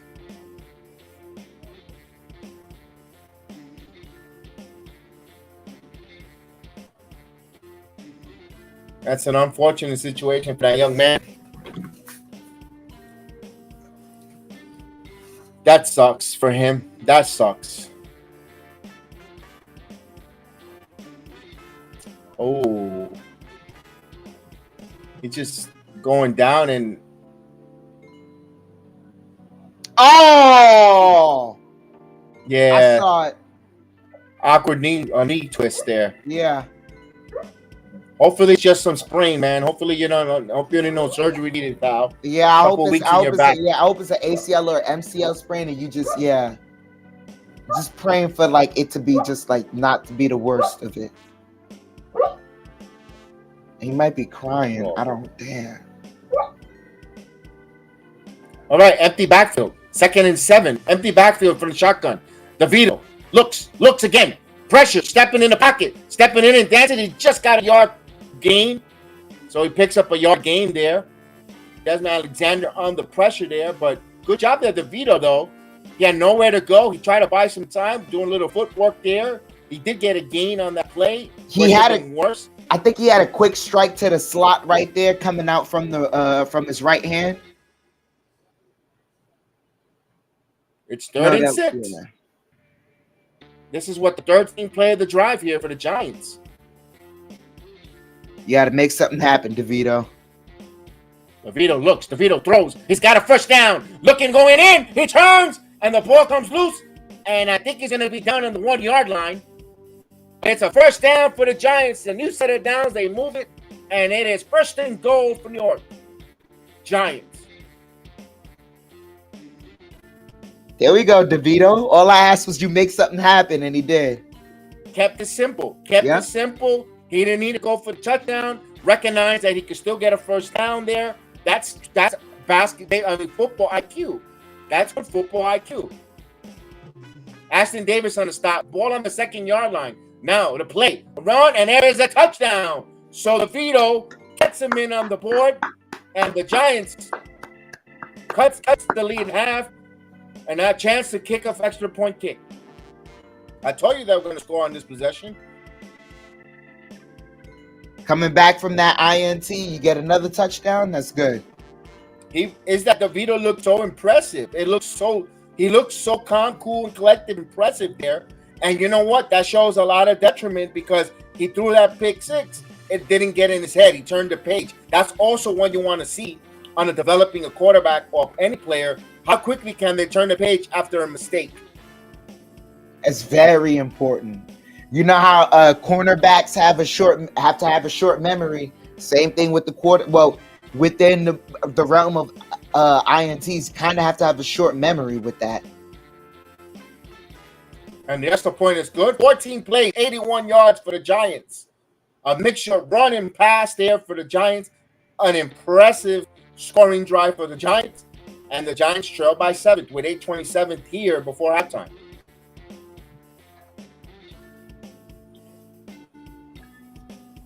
This is fun. This is fun on a Saturday night. This is fun. It's a preseason, but we're having fun. Yeah.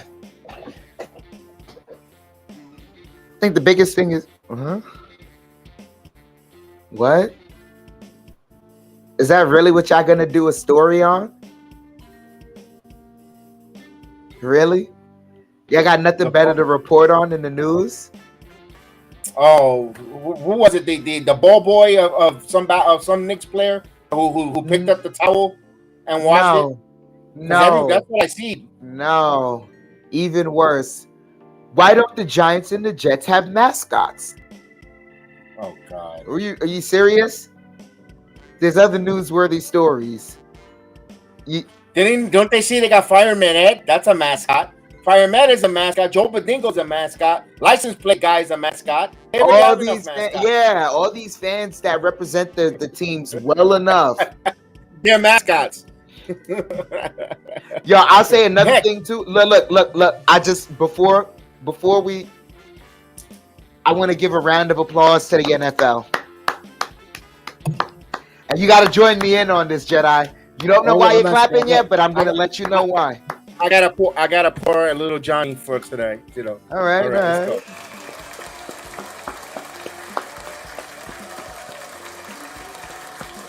All right, we're clapping, Chef Dan. We're clapping. Thank you. Because the NFL is the only league. Oh yes, more applause. Thank you, NFL. Thank you, You need an NFL. encore. You need an encore. You need an encore. Thank you, NFL. The NFL is the only league with that and the WWE. These two leagues are the only league where if you see something being memed to you or memed about you to death, you then make it a marketing joke and a marketing ploy to further your thing, to further your agenda. So what was the biggest joke they had? These NFL scripts suck. What has been all these commercials? All these commercials about, they got these actors coming in talking about, hey guys, what are we doing for the script this year? And then you got all these, Kirk Cousins became a character. Dexter Lawrence became a character. Patrick Mahomes is a character. Like, it's the NBA could never. They're not smart enough. They're not ballsy enough. They're not brave enough. The NBA could never. All right, so the Giants will kick it off a touchback, and the Jets are up 14-7 here with 8:27 ball for halftime. Sisters around, salute. You're very welcome. We're very welcome. Welcome. Thank you for writing in the chat. We appreciate seeing you in the chat. This beautiful preseason NFL football. We're just a couple of weeks away. I know college football kicked off. Notre Dame destroyed Navy. I think it's always gonna be like that because you're just not gonna get those uber athletes going to Navy and stuff like that. All right, Wilson, second offensive series, and Carter got blown up for a loss of 2. Or a yard and a half, but I'm gonna say 2. It'll be second and 12. Carter Coughlin is putting in some work. Yes, I was gonna say that right now. That defense of the Giants are jolted there with Coughlin. You cannot be elite without having Coughlin on your roster. And this is a great preseason game for Zach Wilson too, because once again you're seeing Blink Martindale dial it up for you. You're 2nd and 11 now. Shotgun for Wilson. Got a running back in the backfield with him. He fakes, throws in the flat. He leads it in, and that's a pickup of 2. Good open field tackle there.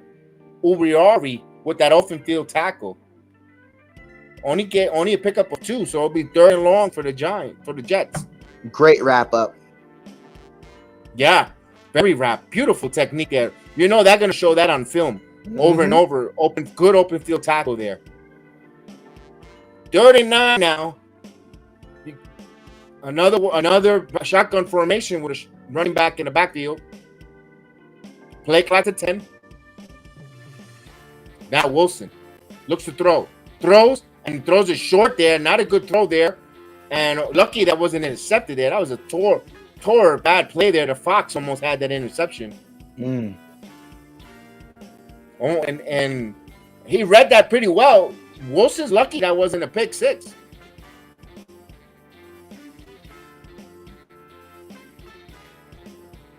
So the Jets will punt here. Fox read the defender, but he ain't go for the ball. And had he gone for the ball, that would have been a different story, yeah. But in that play, in that instance, he did the right football play because they don't need a turnover. There's a nice punt there. Fair catch there by the Giants. 24-yard line, the Giants will start. 50-yard punt. Giants offense with DeVito will come back on the field. DeVito looks so good here in this early part of the preseason. At least this game, this is my first time watching him myself, and I'm very impressed with DeVito. I really like what the Giants have there. I think they got some stuff like possible backup quarterback, or at least if you want to start him off for 3rd string and if he progress, maybe next season you can say goodbye to Tyrod Taylor, save some money there, and have him be a backup quarterback there because they're in a good position.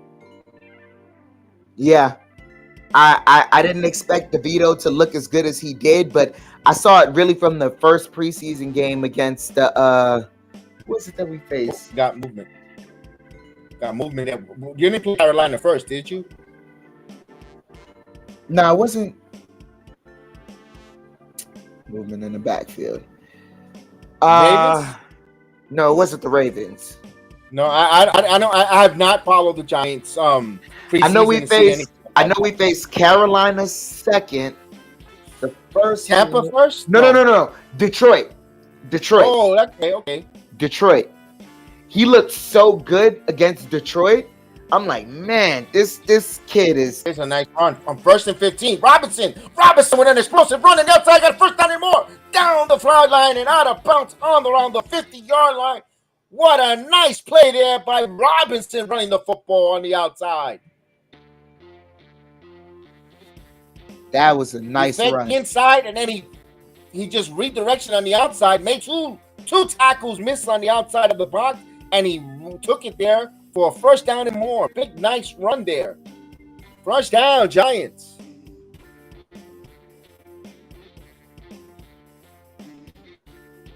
Now, here's another run. Here's Robinson again. He gets it to midfield, and he goes out of bounds. So another positive run there by Robinson, who's impressing the Giants here. If you're a Giant Nation, you should be impressed here with Robinson as a change of back running with Saquon Barkley attack. He looks a little good, but my worry is that he had these opportunities the first 2 games, and he didn't look this good. And now I'm only questioning, is he looking this good because he was last on the Jets? And he's kind of has a gripe with them because he had an opportunity to make more money, but they stopped playing him after a certain amount of snaps. Well, DeVito with a low snap, but he takes the ball himself, and he runs it, and he pick up a 3 yards there. And that could have been a disaster. The ball was misdirected. He picked it up, and he kept it. So I'll mix up another 3rd down and short for DeVito here. 3rd and 3. He didn't panic. That was nice play there. Not only that, but his decision to cut inside for the run instead of going outside, it got you that extra yardage. Absolutely. That's another high IQ football play. You can't teach that. Crowder in motion. Now, DeVito throws down the middle. It's a first down to the 40-yard line. Brian Jones with that first down, 1st and 10. Telling you, Giants offense looks so much different here. I understand it playing against the Jets second string, but still, you still want to see the development of a Danny DeVito. The ball is coming out quick, decisive, high IQ football. You're asking it's not even, and it sounds like it's the bare minimum, but it's hard at this level. Can you keep the chains moving? And he's doing that. He's managing the game very well. Play action. He steps up. Look at him moving out of the pocket. He throws on the run, and he throws it out of bounds. Another good play there. He didn't complete it, but he didn't panic. He got out of the pocket. He rolled out, and he threw the ball away. That's smart football. Live for another down. I would have liked him to try to get Sills there, but if it's not there, don't get it. Don't try it. Don't force it. Don't force it. Keep it simple. Live for another down. Live for another down. You get respect from your teammates that way. If you're going out there chucking it and throwing an interception, they're going to start rolling their eyes. Here we go. Here's a run. And, Robinson stopped there. Pickup of 1, but the Jets were coming on a run blitz there to stop Robinson. 3rd down. That was Ashton Davis. Now, Ashton Davis had a hell of a game last week against the Tampa Bay Bucks.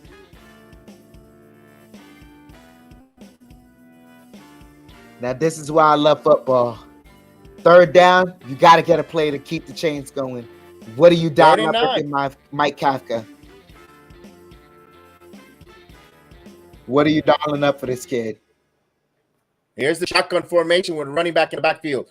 He's going to look to pass. He's going to throw one-on-one, and he gets the first down. What a nice play there, similar to the way that Rodgers threw the touchdown to Wilson. Yes. The same exact play. Back shoulder. Back shoulder, bro. That's tough. That is tough. Beautiful.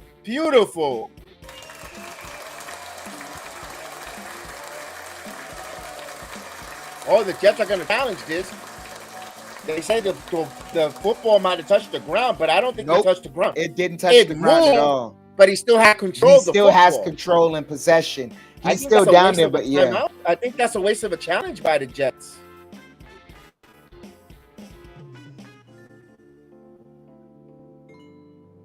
Now, would it be a 20? If it stands, it's a 20-yard completion there. Yep. And that is I think that's getting tough back He shoulder. knows he's not going to win. He's not going to win this challenge, but I think he's doing that to give the defense a blow. A blow, yeah. Ooh, wait a minute. The ball hit I don't think so, buddy. The ball touched the ground. Oh. Ooh. I didn't see that at first.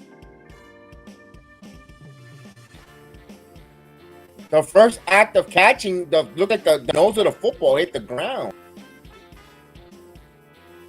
Now, they have to have inconclusive evidence to change that. They got to have conclusive evidence, yeah. So this is going to be another controversial replay that we saw with the interception. Now with a big first down here.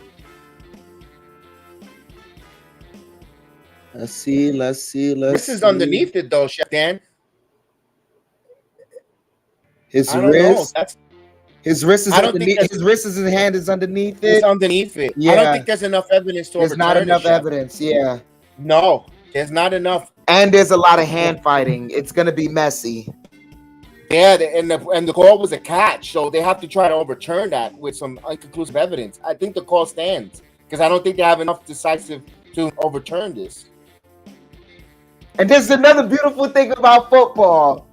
Yes, we can clearly debate this. Like, yes, these are beautiful conversations, healthy conversations too. You just can't have it around. Oh, it's incompletion. The ball touched the ground. Wow, incompletion. The call's reversed. Good job by Salah winning that one. We thought they had no chance in hell to win that one. Wow, that's why you throw the flag. You never know. Yep. Wow, I'm really surprised. I'm actually surprised. I mean, I should be pleasantly surprised. I'm a Jet, but I like the Giants too, and I want to see this a competitive. Nah, that was a good challenge. That was a great challenge. Good challenge by Salah. Oh, we got a real time speed. It didn't look good. It didn't look like 57-yard field goal here. So they got to see if Gano can hit this. 57-yard field goal, and it is good. Oh, shoot. With plenty of distance. God damn. Yo.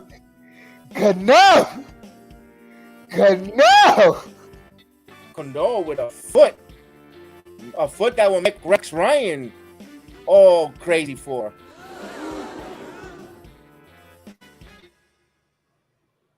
Wow. Yeah. That's Justin Tucker type stuff. Why are these guys red like tomatoes, though?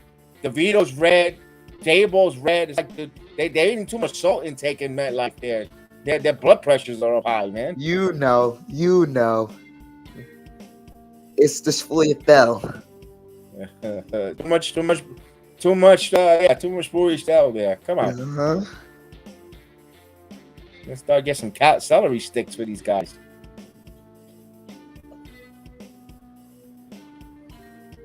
Wow, that's some kick. That's some kick from Gano, man. Wow, that's Justin. A kick. That's Justin Tuck type stuff.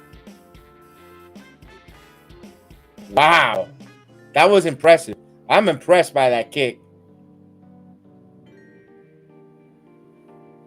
All right, so the deficit is cut to 4.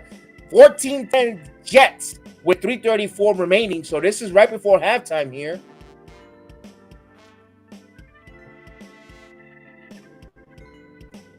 And there will be a touchback.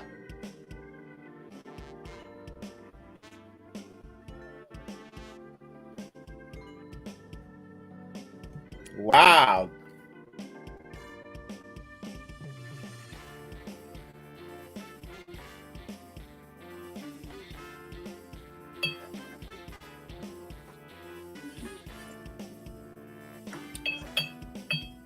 Sheesh.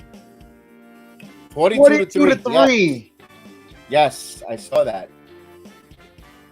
And that was in Ireland. That's a slap down. Zonovan Knight, the running back. Now Zach throws this one quick outlet, and Hartman with a pickup of 7. So that was a quick outlet there by Zach Wilson to Nicole Hartman. Makes it second and short. Like that one. It's kind of sidearm.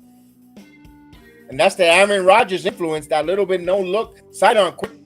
So you could see a little bit of tutelage of Aaron Rodgers rubbing off on Zach Wilson there. I like it. Let's go. I like it a lot. I mean, but then again, he showed stuff like this at BYU. It was just the inconsistencies that I saw later on that, yeah. Ooh. Zolomon Knight runs it up and comes up 1 yard short of a first down. So it'll be 3rd and 1 now with 2:45 and the clock running before halftime. Look at Carter Coughlin, man. He's been having a hell of a game for the Giants ever since coming in. Coughlin has been having a hell of a game. Oh, yeah. If he was on the bubble, he's gonna put his name up on a pecking order for the Giants. Yeah. And that defensive staff. 3rd and 1 now. If he can stop this 3rd and 1, oh boy, talk about you make the team, kid. Here's Wilson, back to pass, throws, plenty of time. He's gonna let it go loose. He's got a wide receiver. He's got it down there. Oh, couldn't hold on to it. Gibson couldn't hold on to it. It was a beautifully thrown football. Broken up by number 35 off his fingertips. Some of these cornerbacks need to work too, yeah. Evans. It was Evans.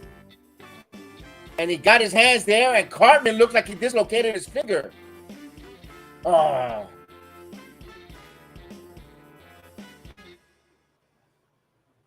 That's it for Is that McCole Hardman Sr.? Why is he still playing? Get him out. He looked like dislocated his finger. Why is he still playing? Get him out. This is an NFL vet. Morstead with a fair catch. And he marries a fair catch here on the 24-yard line. So a 42-yard punt here with 4 minutes before the 2-minute warning. I hope he didn't dislocate his finger. I hope it was just that he just dropped it. Because I pray he jammed it or something. That way you can just, you still have time before the season starts. You can kind of apply heat to it and move it around and stuff, pop it out, stuff, things like that nature, and just keep applying heat, keep applying motion. That way you can be ready for the season. But McCole Hardman Sr. should not be out there. No. Here's the field throws, and that's a pass interference there. Incomplete. That's Hall. That should be pass interference. He didn't turn for the football there. Yeah.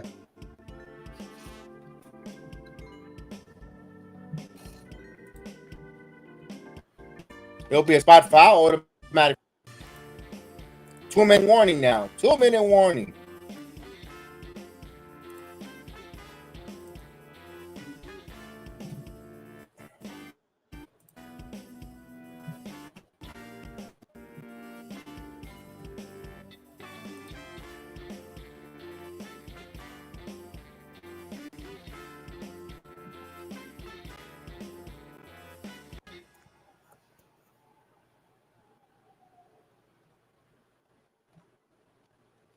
All these nice little instances to get a break.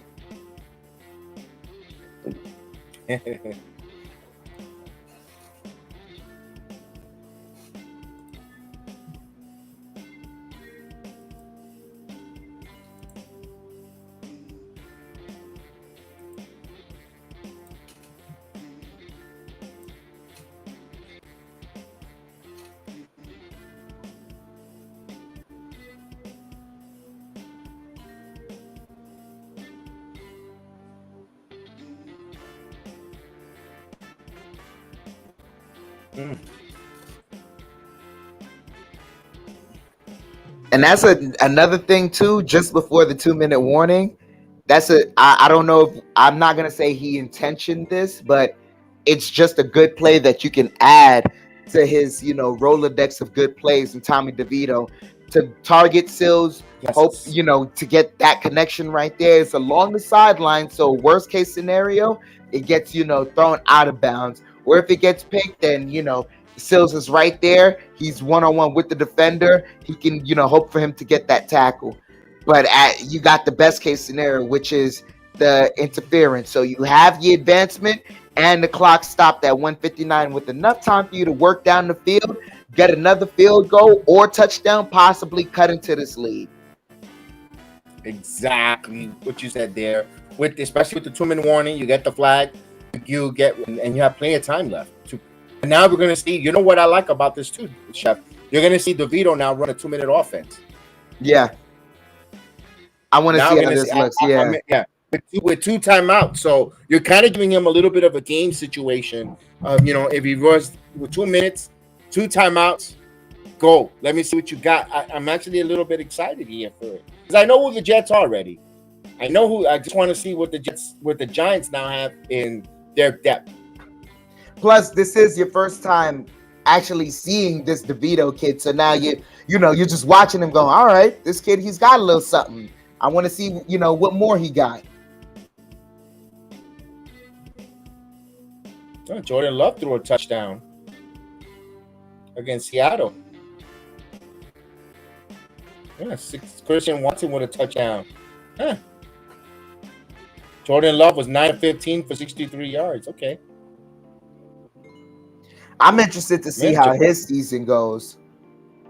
Look at that. Jacoby Brissett threw a touchdown there. I know it's Brissett, folks, but I like to call him Brissett. I know it's Brissett before everybody, Oh.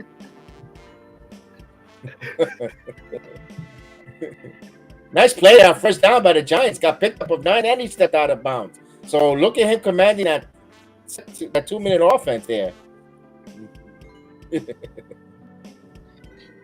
Brisket. It's not even. What's funny is it's funny the names you mispronounce by on accident.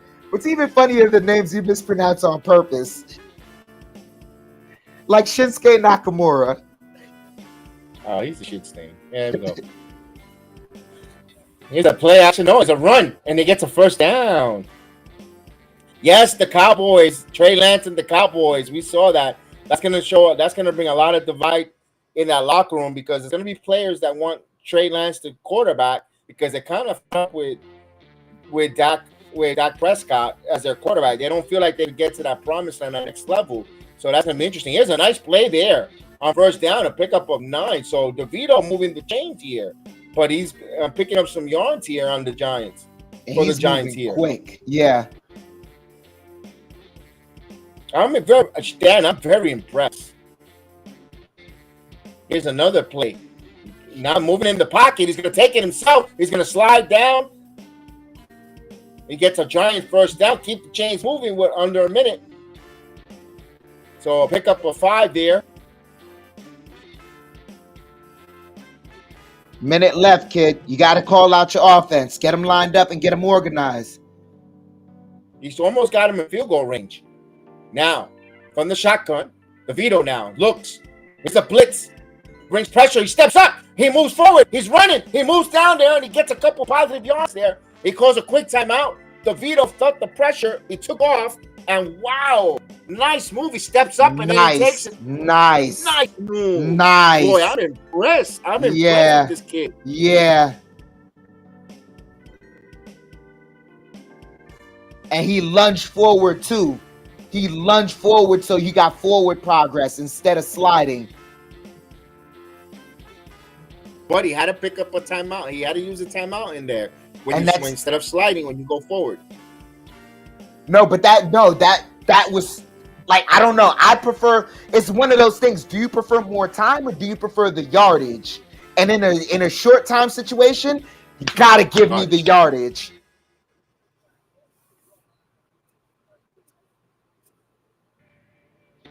Time is the same opportunity given to the defense as well, but that yardage is a different game. So it's 2nd and 2 here. 36 seconds before halftime. Down by 4 here. Ball on the 31-yard line. DeVito throws, picks up to Sills. Still trying to get it out of bounds, but he kept inbounds. Clock kept running, and it is short here on the 26-yard line. Under 30 seconds, first 10, though, gets another first down. He'll spike it, so he'll stop the clock with 22 seconds. So look, he's commanding himself the 2-minute offense, also stopping the clock, learning how to play with a 2-minute drill. You know what? This is all learning experience in real time against an opponent. This is great. If you're a Giant fan, you gotta love it. Yeah.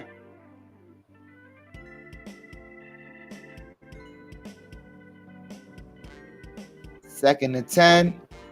You got no timeouts, kid. What you gonna do? Because you're going for home runs at this point. With 22 seconds, you could still go the middle of the field. You got plenty of time to still set and get on the line of scrimmage.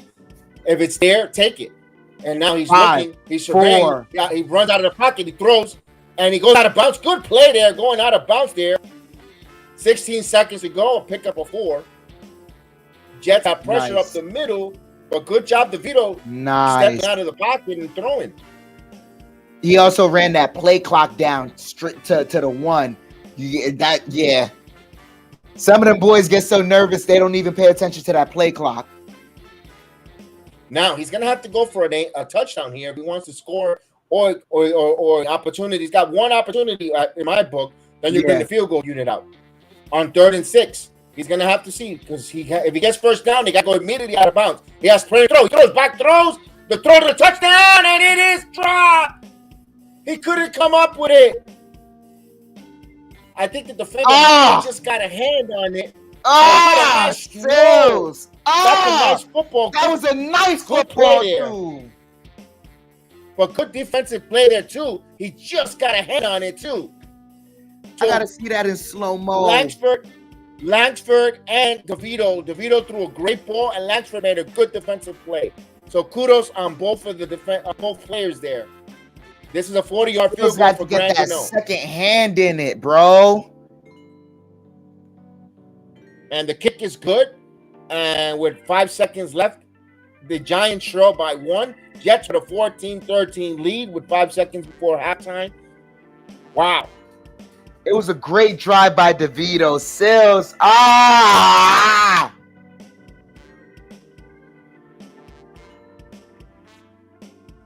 Wow. Yo, that was a good throw, though.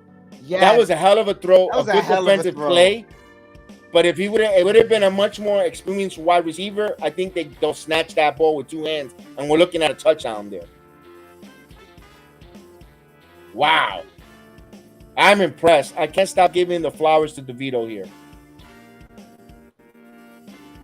I'll be careful for not going for an offside kick here. It's preseason. I don't know if they're allowed to do that in the preseason. Nah, I wouldn't go for the onside. We got to practice it. I mean, yeah, but you're down by 1, and you just had a good rhythm. At this point, if I were you, just kick it away. Let the team kneel it down into the half because there's not much time they can do either. At this point, yeah, you're rolling. You're down by just 1, and you built good momentum. It's gonna be a low kick just to have the clock moving. Yeah. No, he's not. And that's a touchback. So we got 5 seconds to go before halftime. Wilson will remain in the game here. I wonder. Let's see. We'll bring Mike in a few seconds here. Mike is in the green room.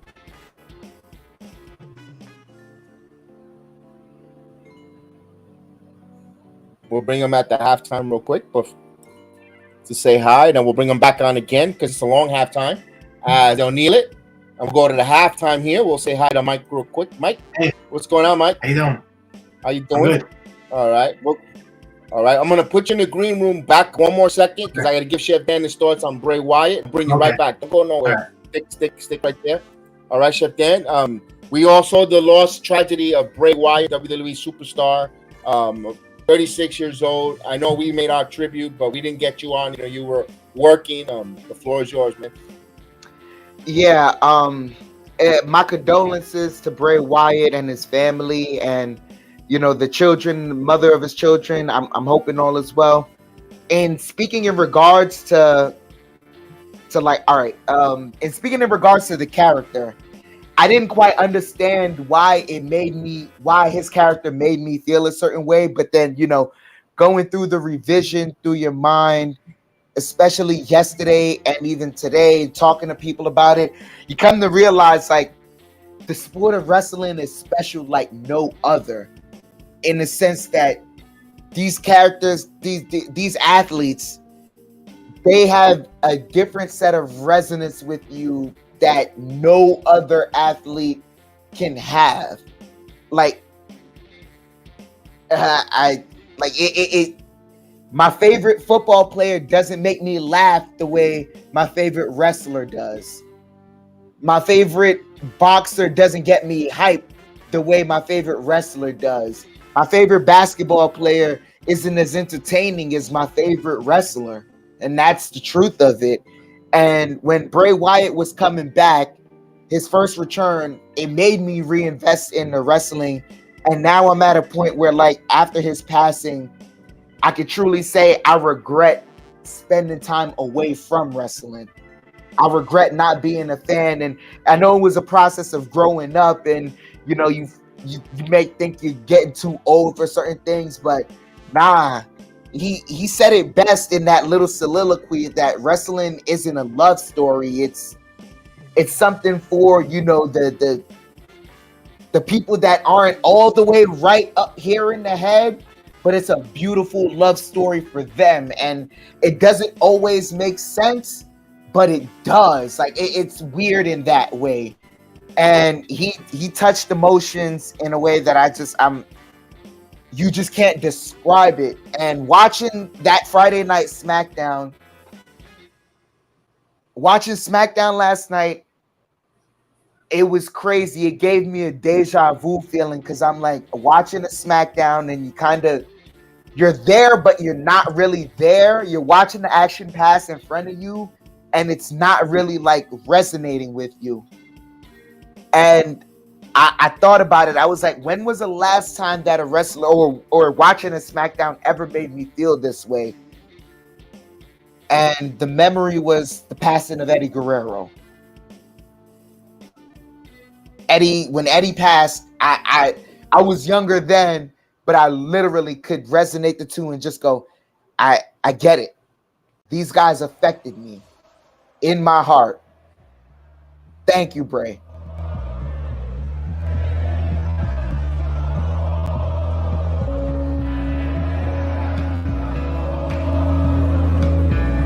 Play this real quick. We'll get Caputo on.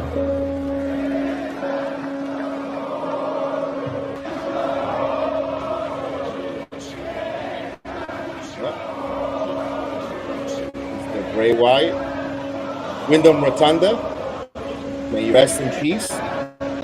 Thank you for the great memories. We'll get Caputo on in a second. We'll let another minute. There we go.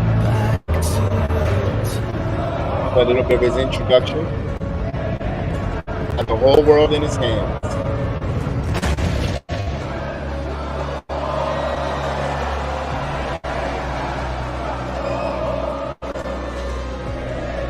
There we go.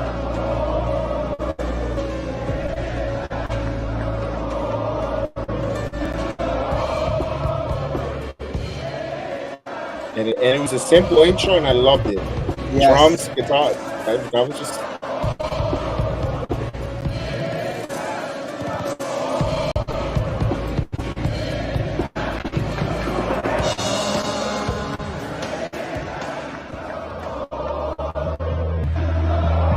Know this, son.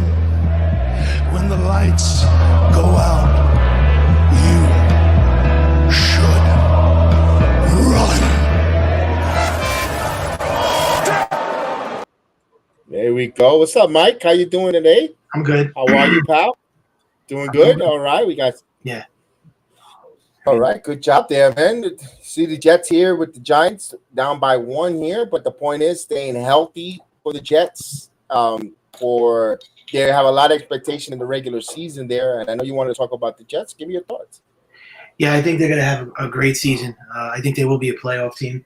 I think they'll win the division. The Super Bowl is another story. Anything can happen in sports, but I just am anxious to see what he's going to do for this team, because this team hasn't made it to the playoffs in 13 years. And rest in peace to Bray Wyatt, by the way. I forgot to say that too.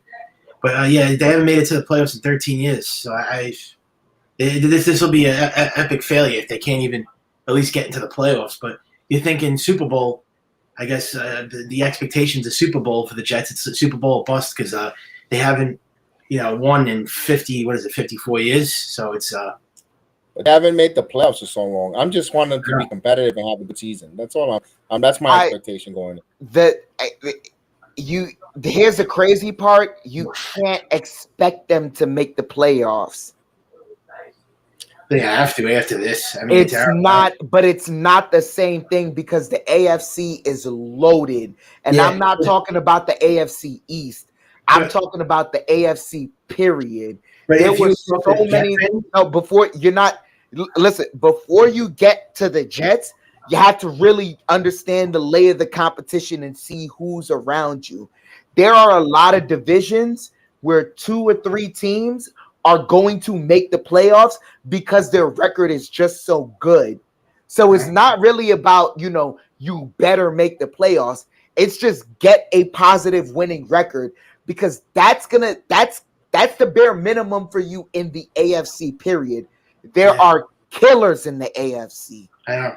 But if you talk to like Jet fans, like they're saying if they don't make it, they're gonna like riot and do like crazy things. And Joe Beningo, a lifelong Jet fan, he's like a diehard. He says that if they don't win, he's gonna throw in the towel. I mean, he's gonna completely quit. That's understandable because fan is short for fanatic. But let me ask you, if they have a winning record and they don't make the playoffs, what happens then? That remains to see. That's out of their that's completely out of their realm. I mean, there's so many things in football that's out of the control of your team. There's sometimes where if anything, you just hope that they take care of their business in-house. All you ask for is a winning record and beat your divisional teams. Oh yeah, yes. I was going to say too, if the division is going to be that great, then then I can't I can't hammer the Jets and say it was their fault. They had to be better. If it's that tough of a division this year, that's out of their control. That's out of their I say going forward, but that should be the case for any AFC team because you're in the AFC. Like, I'm sorry to tell you this, but before you touch the Super Bowl, you're gonna have to see the Chiefs. Before you touch the Super Bowl, you're gonna have to see the Bills. 49ers. Before you touch the Super Bowls, not the 49ers, they're not in the AFC. You're gonna have to see the Bengals. Yeah. These are teams that are gauntlets, killers. Yeah. And without even mentioning the Miami Dolphins, the Patriots, the Las Vegas Raiders, the Chargers, the Jaguars have started to build up there.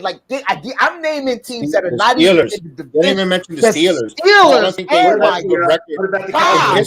If there's look out of in the NFC, you have the Ravens, right? They've been the consummate. They've been the consummate team that, as far as if you want to look for a team that symbolizes professionalism, that's the Ravens. But in the AFC, the AFC is so good. You have 2 teams that symbolize professionalism. 1 in the Patriots, 2 in the Steelers, and you have to see the Steelers. So these are all the teams. I'm mentioning teams in the AFC that are down the list. The NFC doesn't have these problems. So once again, if you're the bar for the Jets, it really shouldn't be you better make the playoffs. It's take care of the teams in-house. You better have a winning record in your division and then have a winning record at home. That's it. I mean, not at home. Have a winning record, period, on the road. On the season. Yep. Do you think the NFC? Do you think the AFC is tougher than the NFC? Yes, by far. Because you have Patrick Mahomes to deal with. That's it. More quarterbacks. Way more quarterbacks. AFC. I didn't even mention more top notch. I didn't even mention the Denver Broncos because we don't know where they're at. But if they rise up, that's another contender you have to worry about. Yeah. So these are all problems. They're in conversation for the Super Bowl contenders, but I would say they're at least 6 or 7. I mean, they're definitely not top 3. I would say 6 or 7. Is that fair? To put them the Broncos more so wait, you talking about the Broncos or the Jets? Yeah, I'm talking about Super Bowl chances. Super Bowl odds. No, but it's Super Bowl odds. But are you that, talking about the Broncos Super Bowl odds or the Jets? Oh yeah, the Broncos or Jets. Yeah, the Broncos, they're more like 13th. But the thing is, with the football season, it doesn't matter what your odds are. It really doesn't matter because first week of football flips everything. Yeah.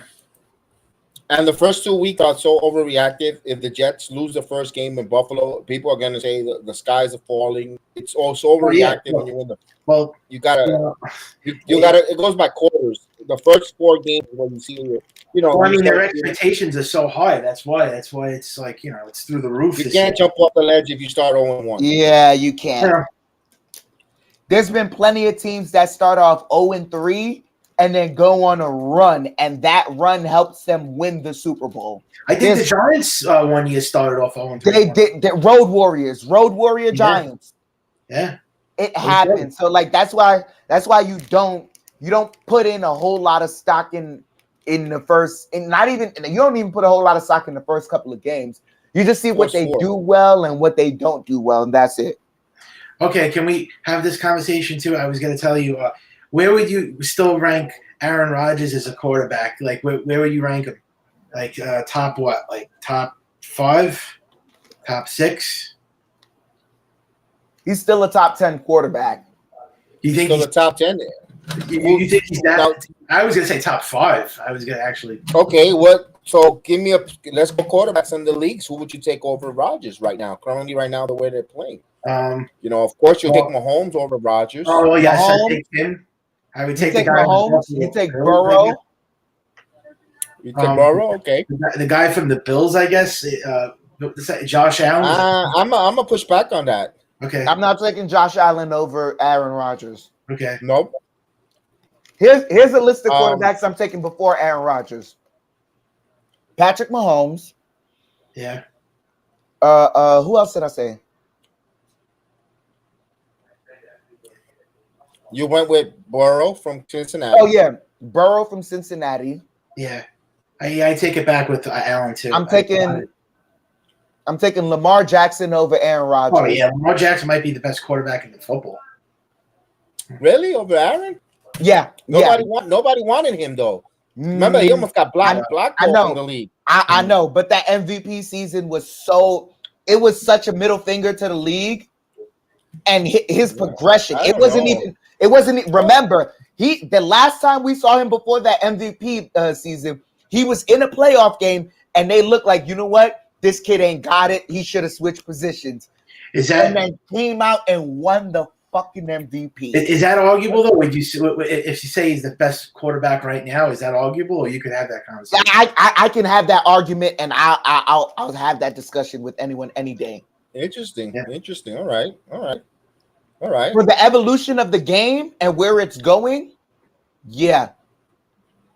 Oh yeah, I was gonna say. All right, so it's interesting with Rodgers because are you going with accomplishment or what do you see on the field? We don't know what he is with the Jets because he didn't have a good year last year with that, but he had a thumb injury. The year before he was MVP. He was an MVP.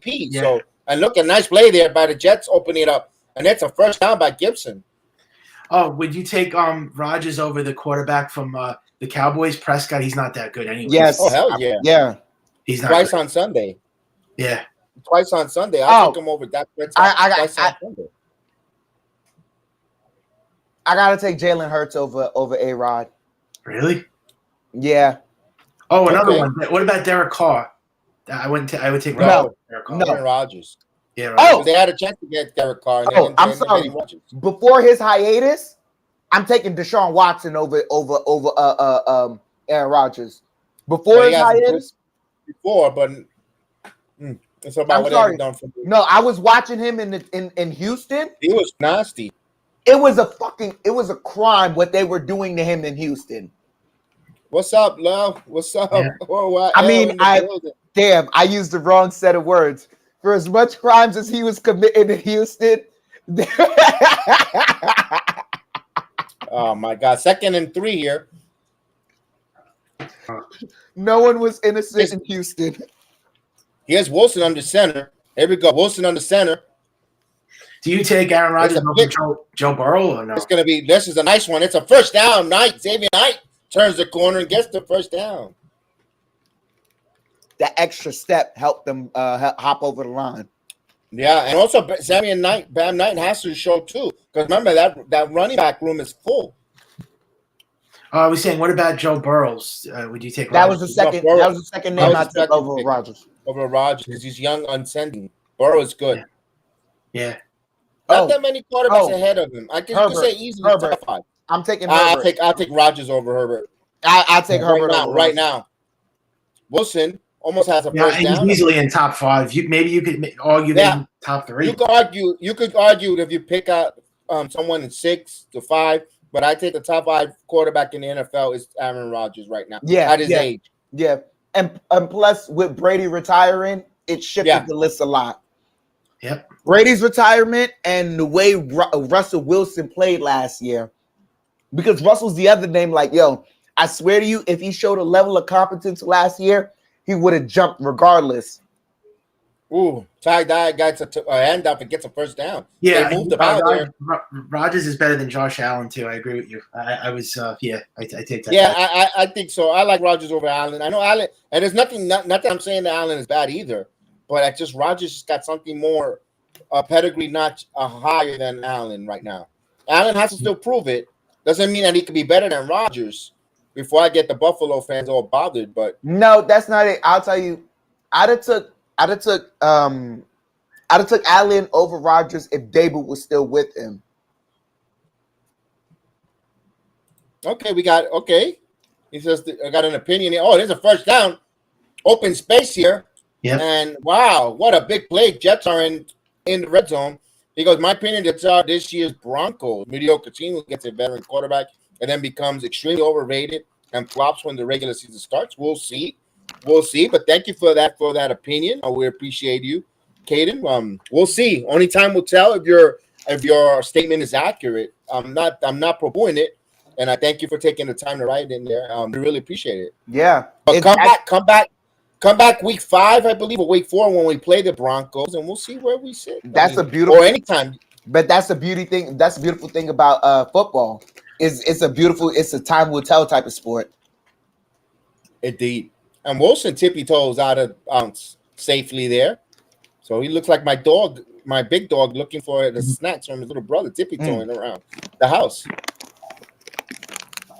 All right, so you also said Jalen Hurts too, Chef Dan. You like Jalen Hurts better too? I'd have to, based on what I've seen he was able to do with that Eagles team, because they were in the dumps with Carson Wentz, and he literally, like, it's something else with Jalen Hurts, and I don't know what it is, but he's a natural leader of men. Nice run for 8 yards up the middle for Zonovan Knight. So nice run. They'll be 3rd and short. I love me a good running back that hits in between the tackles. Saquon Barkley was pissing me off a couple of years. Last year was the only year where I gave him credit. Run through the tackles. This game is physical, yo. Who's the quarterback on the 49ers? Just kidding. Brock Purdy. I think Rodgers is better than him. Oh, yeah, because he hasn't proved it yet, even though the 49ers were in the NFC title game. But I don't know. I can quarterback for the 49ers. Oh, what a play by Wilson. Dropped. Oh, Gibson dropped that one. That was a first down. Good. That was a good lead there by Zach Wilson. That was a great. And he fired it in there for him to catch it. So they will go for a field goal here. He should. Ooh. Also, I got to give credit to the cornerback. Made a nice play there. Get a hand last second there. But Gibson should have had it. It was right there. Jedi, you could quarterback the 49ers and win a couple of games. Like, bro, that team is talented out the ass. It is. So here's Erline with a 29-yard field goal. What about Justin Herbert from the Chargers? The kick was good. And Chef Dan likes Herbert. I'm not saying I do like Herbert as well as a quarterback, but I'm going to give Rodgers the notch over Herbert for now. If I'm going to pick, if I'm like choosing teams, I need a quarterback, at the moment, I'm taking him. Rodgers? I'm taking Rodgers over Herbert for now. Doesn't mean that Herbert in another year or two might be a better quarterback. Herbert might have the MVP this season. Yeah. Might be an MVP quarterback this year. He's that good. Who else? I'm trying to think of other quarterbacks we could compare. I'm not taking him over Tua. I'm not taking Tua over. No way. No. And we got JD DeLuna, who's at Giant Stadium. He's at the game. What's up, JD? I was having you everywhere, bro. I was having him. I thought he was in England at All In. I was like, JD's gonna type in tomorrow. He's in England, All In, or whatever, all out disaster for AEW in London. So I thought he was gonna be there. The Dolphins. Who's the Dolphins quarterback? Is it Mike White? Tua. White is the backup. Okay. White is the backup. Yeah, I don't like Tua. He gets hurt too much. Yeah, he's a big Dolphins fan. Frank the Tank. He loves the Dolphins. Oh, okay. Yeah, he's a Dolphins fan. Boy, he really likes to root for losers. Yeah, well, he's not going to be too happy this year because the Dolphins lost. Didn't they lose their wide receiver, their running back? Somebody got hurt. Oh, really? I have no. Yeah. I have to look at the league there because I have to study all the different teams, especially next week. We'll be on the Bills Mafia Network. We'll be representing the JETSALORIAN podcast in the Bill Mafia Nation at 6 o'clock. We'll have the AFC roundtable with the guys. That's going to be fun. I cannot wait. I was going to say Jimmy Garoppolo. He always gets hurt too. I can't put him in conversation. He's always even when he's healthy, he doesn't look good. So I don't. As long as he stays away from the Bunny Ranch, you'll be okay. Bunny Ranch, or stay away from the Brazzers barn. Yeah, the Bunny Ranch.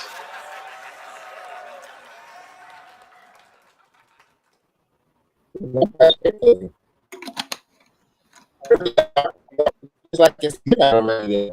You can tell winter is coming because it's dark already. It's still daylight out here. Look out the window. Florida's still a little daylight. It's pitch dark. It's pitch dark. Yeah, winter is coming. Wow. Yeah. Oh yeah, I can't wait for fall. I love the fall. And this is a kickback at the end zone touchback. I forgot to buy my freaking. I hope I still tickets available. They went on sale yesterday. The Magics and the Knicks play the Magic. I usually buy the tickets when the first day it goes on sale. I forgot. I totally forgot.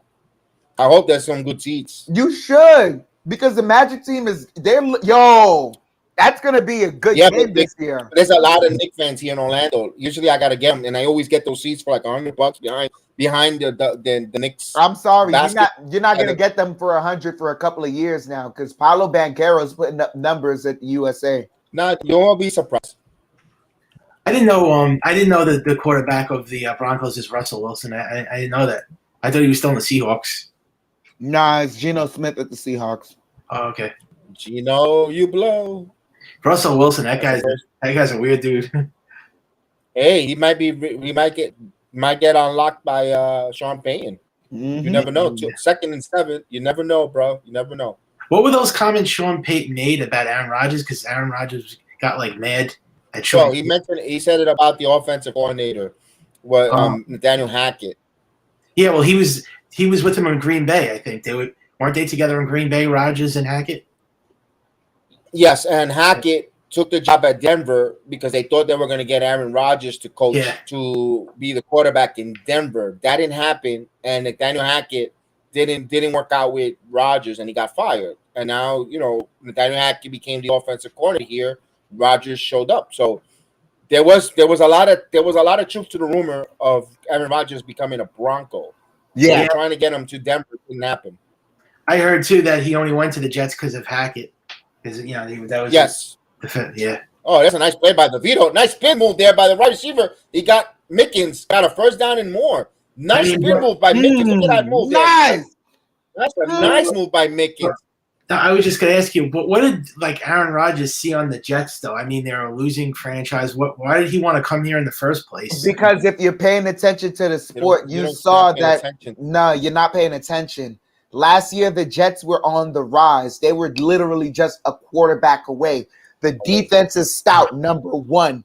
Your offensive line, you have studs there. Elijah Vera Tucker was all pro in he was looking to be all pro in 3 different positions in the offensive line.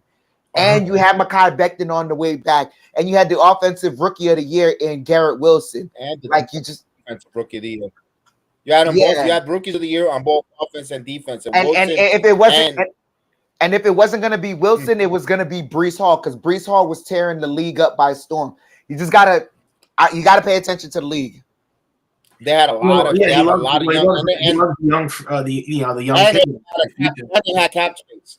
They have a lot of cap space where they could bring in players to make the team better. Yeah. So 2nd and 13, as they get a sack there, they trail by 4 in the 3rd quarter. DeVito fakes the handoff. No, he gives the handoff there. Robinson, and he keeps powering, moving those legs. Move those legs there, Robinson. Oh yeah. Keep going. Keep going. Mr. Robinson. Jesus only loves you. Way to go. Hey. I got a hip strain. Gotta be calm. Give me a minute. I'll be right back, Jedi. Yes, sir. Wow, he dragged 3 Jets. Yeah. Wow. Damn. That's a run right there. Yep. Gray is in, but here's a pitch. On end around, and they look for a first down, and he gets a first down out of bounds. Giants. They convert the 3rd and 3, a gain of 7, and we get the fresh shades 1st and 10 now.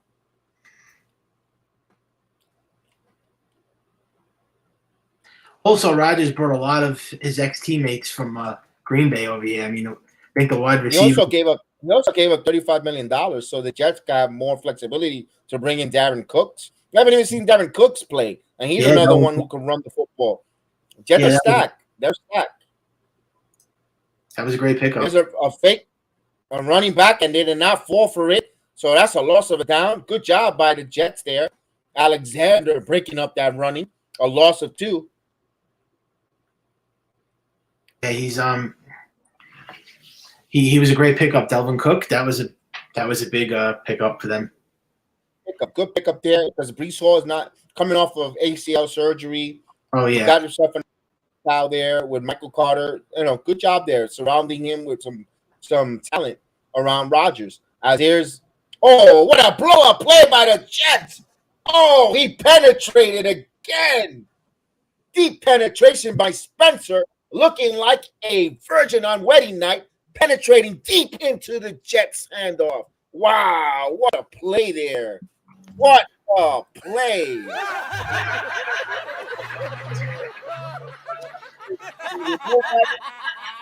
You're a frisky man, Jedi. You know how many penetration jokes you got?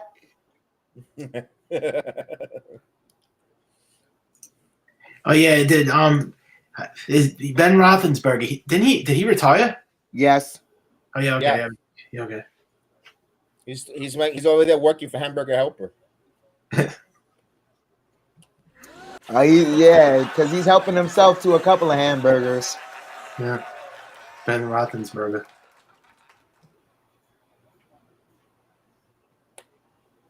We get a field goal. Another 56-yard field goal for Gano. This is interesting. I like the leg of Gano. Let's see. Here we go.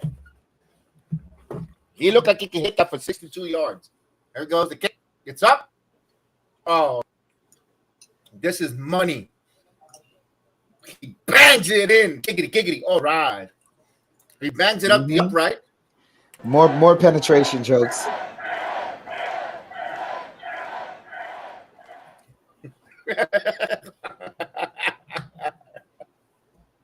3 more points.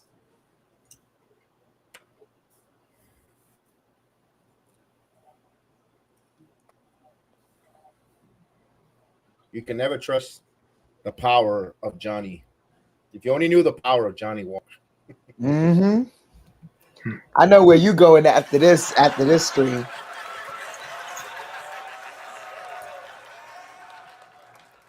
I know exactly where you're going after this stream. Ain't no one bothering Jedi tonight.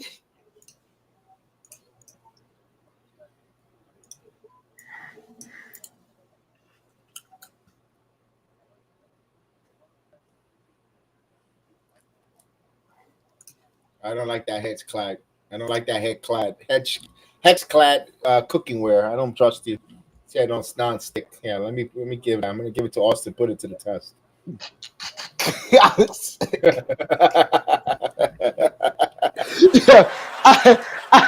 I love stuff like that.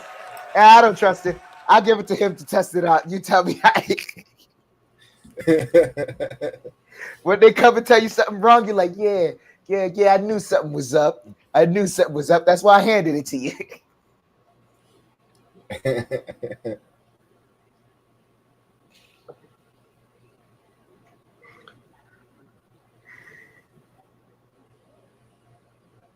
So it was Friday last night. Did you go to Gino's?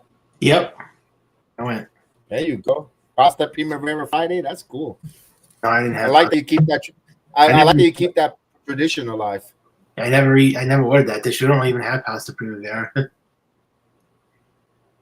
Oh, I thought that's what you eat at Gino's every Friday. No, he's a bolognese type of guy. No, I get all different dishes. Look. As soon as I said he's a bolognese type of guy, he said, "Yeah, you know me a little bit." I get the risotto. I get the risotto. When I'm feeling light, I get a scampi. I get. I actually love to get the rigatoni Florentina. Rigatoni. Yeah. Or little alla vacca, shrimp alla vacca. Yeah, I get the veal. I actually like veal too. Oh, I love a nice, but it has to be thin. A nice thin cut of veal cutlet parmesan. And I get the fried calamari. I love that. Oh, of course. I've been dying to eat that there. They don't make that down here that good. Not that many good places can make the fried calamari. And I also are you a marinara sauce guy, or you like that marinara? All right, yeah, marinara. I have like a white cream sauce. What, the horseradish? The horseradish sauce. It's pretty good with it. Horseradish is good. Yeah. I also get the chicken franchise. That's good too. I think we're gonna get a chicken jalapeno. I never tried that dish. No. Eggplant rollatini. I got there's a dish called fusilli pesto rosa. It's like pesto. Yeah. No, I like that. I like fusilli Jerry. Have you ever seen fusilli Jerry? No. That's a good one. Don't you eat the shrimp al diablo? Shrimp fried diablo. I always get that. It's shrimp marinara, but I get the hot sauce. I like the hot. That's good. How's that grandma pie? I'm pretty sure they got some good grandma. The grandma pie is very good, and the Sicilian is very good. And they have a margarita pie that's delicious too. I like when we make the margarita here. That's homemade pizza is always delicious. Yeah, it's really good. It's fun too. Gibson, stop. And they also have a chicken alavaca. You gotta try the chicken alavaca. Making those alavaca. That's what I said earlier. Alavaca. Yeah, but this is chicken though. It's not rigatoni. I said shrimp. I said shrimp first, but I meant chicken alavaca. Oh man, yeah, it's delicious. It's so it's addicting that pie. Making us hungry now. Yeah. DoorDash and Uber Eats don't want to be a sponsor to the show. Oh yeah. After all the promotion we've given them, right? Yeah, at least Drizzly gave us a promo code for the times we used it. Oh yeah, shrimp scampi is another one of my favorites. I love that dish too. Hey. Oh, Gibson gets a first down. He gets a first down on 3rd and 11. Oh, look at that cutie. Look at that. Pup of the day, National Pup Day. And got a nice cutie toonie there. Oh, it's like, I don't want to be on camera. I'm camera shy. You shy? Out of here. Okay. Yeah. Mm-hmm. And I also get I still get baked ziti too. Even though it's not a dish I order that much, but hey, there's nothing wrong with a good simple baked ziti. Yeah, filling, delicious, good, done right, man. It reminds me of lasagna. I mean, when you think about it. Yes, it is. Wilson gets a first down in the slot. Man. Yeah, it's like a casserole. Round lead. What about manicotti? I used to make manicotti myself. That's good too. I love that. And stuffed shells. Oh, I love stuffed shells, manicotti. Yeah, I love doing them. Just make them. Yeah. A little basil. Yep. Fresh basil, by the way. None of that dry crap. Yeah, the fresh ricotta cheese inside. I love it. Yes. Oh, Wilson now, the keeper. Wilson out of the pocket. Wilson looking. Wilkin throws it, and he throws it away. So 3 minutes left in the third quarter. Jets up 17-16 as we continue to talk about food and making everyone hungry on our stream. Also, don't forget the calzones. I love calzones. You like calzones? Yeah. You're a sausage and pepper guy? Sausage and pepper, not really. I'm more of like I'm more into like I'm gonna have that stuff. I like more like cheese, the ricotta, and the mozzarella. Yeah, cheese. Are you the one that would you put sauce on top of the calzone or inside the calzone? Oh, inside. Inside, all right. Oh, I know there's another dish. I think you even talked about it too, Kevin, a while back. The frutti di mayo. That's frutti di mare. Frutti di mare. Yeah, frutti di mare. Frutti di mare. That is the delicious feast of the seafood. It is delicious. Oh my god, yes, frutti di mare is delicious. Oh my god, it's got the mussels, the calamari, the clams. Yes. Love it. Oh, Wilson misfired that one. He would have had a touchdown. They would have got that on to Jenkins.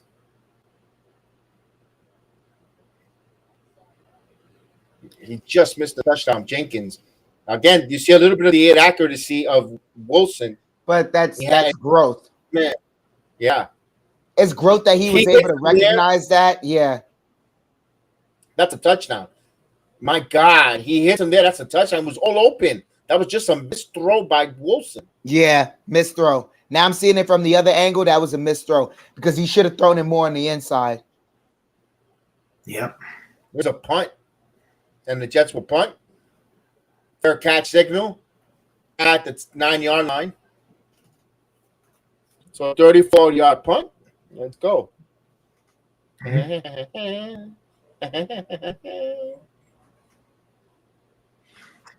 There's also another dish with I forgot the name of it, but it's chicken with eggplant on top and marsala. It's a marsala sauce with mushrooms. It's chicken. Wow. I think it's chicken sorrentine, but it's like there's another name for it. It's similar to it, like a chicken sorrentina. That's eggplant and chicken on top. That's delicious too. Now, you know what my wife makes that is the most delicious. That I'm like I have eggplant meatballs, bro. I love that. They are which they have mozzarella inside already. Oh, when she takes them up the eggplant, then they turn them into a ball with mozzarella inside, fry them. When you bite them, get the mozzarella exploding from the eggplant, and eggplant tastes delicious. To me, eggplant tastes like it was meat. If I were to go vegetarian, I would only eat as eggplant. I love that. Eggplant is delicious. Yeah. You know what's funny? If I was to go vegan, I'd go straight for mushrooms. Mushrooms would be my thing. Mushrooms and eggplant. Give me mushrooms and eggplant. Yeah. Mushroom and eggplant. Mushroom burgers. You name it. Or Philly cheesesteak with the portobello mushrooms. Yeah, I'm slapping that. Yeah. Yes. I'm slapping that. Yeah, it's delicious too. Very good. Yeah. So that eggplant is such a good. You got to know how to make it though. Because you can make it can have that little bit of that tartness. If it's got to be made great. Got to be making it good here. Not anyone could be making the eggplant. Look at us telling us cooking advice. With Chef Dennis, the chef here, and us amateurs are ragging like we're the Michelin star. We got the Michelin star chef. Listen to us talk about cooking. I mean, look, go figure. I just letting y'all look. Hey, a man can dream, can't they?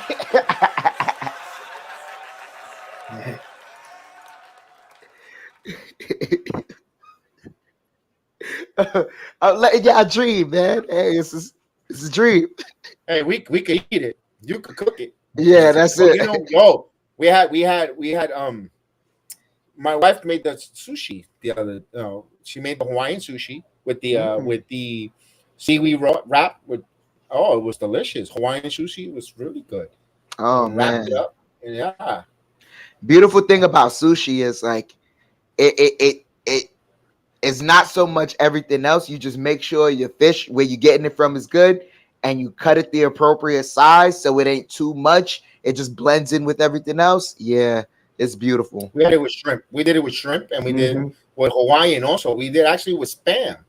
I tried it, but it was seaweed wrap, and also we did a few things on. Also had kimchi. We have to make she makes her own kimchi. I was looking at the menu there from Genesis. My goodness, it's like okay. Nah, leave it alone, bro. Yeah, leave it alone. You should leave it. I was like, leave it. No, when you leave well enough alone. I had some questions here to ask about certain dishes. Yeah, DeVito should have pulled that. 12.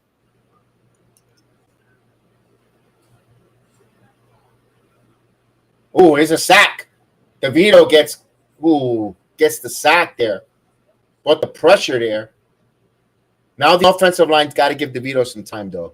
Yeah, but then this third string offensive line. Yeah, lost a 4 there. But then here's the crazy part. This is third string offensive line, so you want to give them a break, but they're facing third string defensemen as well. So, like, how much of a break can you give them? So it's DYJ. The Jets' third and weakness is 16? their offensive line. Huh? The Jets' weakness is their offensive line. For now, yes, you're right. And their So, coach. Caputo, let me ask you this: when you're having your Friday meal, are you having wine with this, or what are you doing? Wine? Or are you drinking? Or give me a Pepsi? Once in a while, I usually get I get root beer with it. Root beer, interesting choice. I didn't figure you to be a root beer guy. But if you are getting wine, what type of wine you getting? I like brandy. Okay. You know me. I like the brandy. Man, look at you, ladies, man. With the wine, man. I'm sorry if I'm eating something like that with all the proteins and oils. I gotta get me a nice red wine. Oh no, red one. But I'm saying, like, if you ask me what one, no, I don't drink brandy with Italian food. I'm just saying that's the one I like. But red one if I'm gonna have that. Yeah. Guess what we're making? We're making plum wine here at the house. Oh, that sounds lovely. Yes, it's fermenting. It's coming out. It's my good. I can't wait to have a taste. Oh my God, that sounds super lovely. Natural plums. We had a lot of plums. We had a harvest of plums, and my goodness, we're gonna have some good plum wine, man.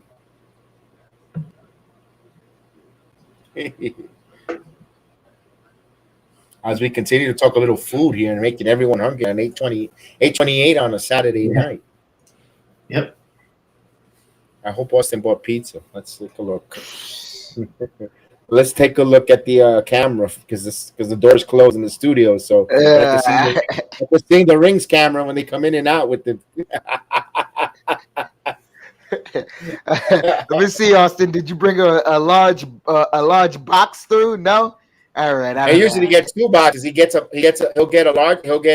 large cheese pizza and a Sicilian. Remember, it's 4 of us. It's 4 of us, and my 2 sons, Anthony and Austin, they both love pizza. So. Oh, I was about to say that Sicilian would do me good. After 2 slices, nah. Oh, one and I a can half. only One and a half. I have one and a slice, one of each, and that's good for me. Yeah. 2 Sicilian slices are filling. Ooh, one. I like the corner. I'm a corner Sicilian guy. Give me a corner, and I'm give me a corner Sicilian slice, and that's it. Like, I remember I had a friend in high school where every day he ate lunch and still right after that would go to the pizza spot and order the Sicilian. And I looked at me, he's like, yo, nah, the Sicilian is it. I'm like, bro, you're not understanding. I'm asking, how can you still keep that down? Yeah. It's that good. 3rd and 16, and he dropped it. Oh, he had a little bit of running room there. I don't think he was going to get a first down, but it would have been a good. Would have given him some running room from the punt. Yeah. Aspect. Do you like Sicilian better than regular pie, or you like regular better? Nah, regular. Oh. Give me a regular circle. Depending. I wouldn't mind a Sicilian because not everyone can make a good Sicilian though. That's the thing. That's why I settle for regular. It's like, yo, because not everyone can make a good Sicilian. Like, I'd rather not. It's like the same, like, how do I say this? The dough. If their dough tastes nasty, that kills the whole Sicilian. Yeah, that's the whole thing. I could go either way. It depends, depending like how I feel. I mean, sometimes I'm in the mood for regular more, and sometimes. Let me ask you this. Let me ask you, Kaput. Are you when you're a regular slice of pizza? How do you like a lot of tomato sauce or none? More cheese. No, not a lot of tomato. I like more cheese. I used to like it. I used to like more sauce. I put crushed red. I put crushed. As I get older, I gotta go the opposite because of the heartburns. Yeah, I always liked it a nice, thick, saucy slice. Yes, but not too much sauce for me. I put crushed red pepper on it. Oh, me it's oregano.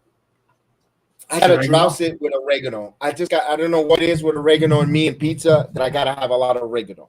Oregano, just not too much though. My friend puts a lot of. For me, I'm good with basil, but you could do it two ways. Either put basil right there on the cheese, or if you were to bake the basil into the dough, into the crust. Oh my! That's the best way. That's the best way.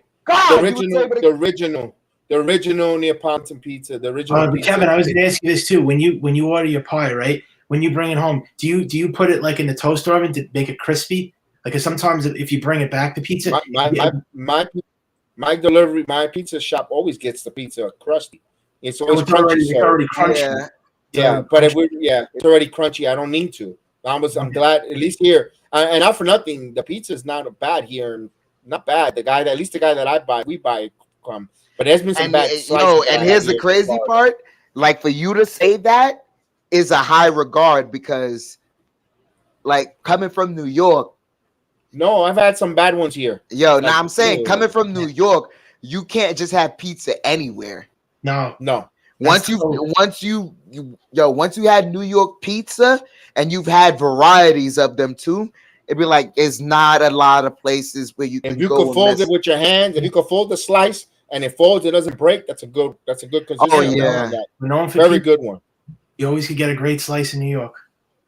Oh, anywhere. To be honest with you, even the chicken fry places where the Arabs make exactly.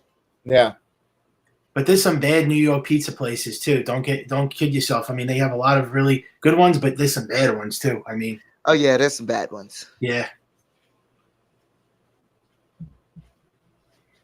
that's one of the second things I'll do when I go to New York. I want to go get a slice of pizza. Yeah, from anywhere. I want to go to my favorite spot though in the Bronx, Emilio's. Yeah. Well, Arthur Avenue has a bunch of great places. I like because I grew up in Throsneck. I go right to Emilio's in Throsneck. Yep. Emilio's. Is that has that been there for a long time? Yeah. Hey, it's a third quarterback, Tim Boyle. Hello. So Tim Boyle in. Yeah, I think Zach Wilson has had enough. He's shown great strides. But it's something where, he just got to keep practicing. So Tim Boyle completes his first pass. Hello. What about Kevin? Do you like the Zeppelis? The Zeppelis. Of course, Zeppelis are delicious. Yeah, those are good. That's at the San Gennaro's feast. I haven't been to a San. I know. I can't. This is what I'm regretting. I wish I had time and I had money to go in next month to go to the San Gennaro feast. Just for the delicious food that they have there. Yeah. From the sausage and peppers to the Zeppelis. Oh, you know what's crazy? I passed by that one time when I was in culinary school, and I was like, wait, what the hell is this going on?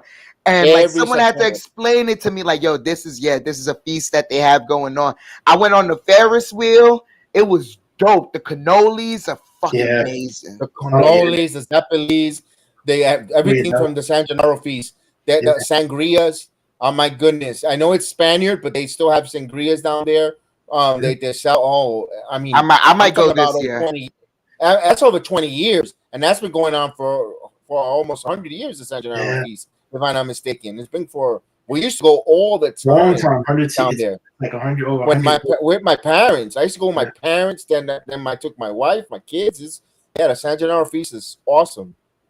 They have everything, every food, every Italian dish. You could take food home. Actually, people actually bring their own Tupperware, and they bring a lot of this stuff back because there's so much that you could get.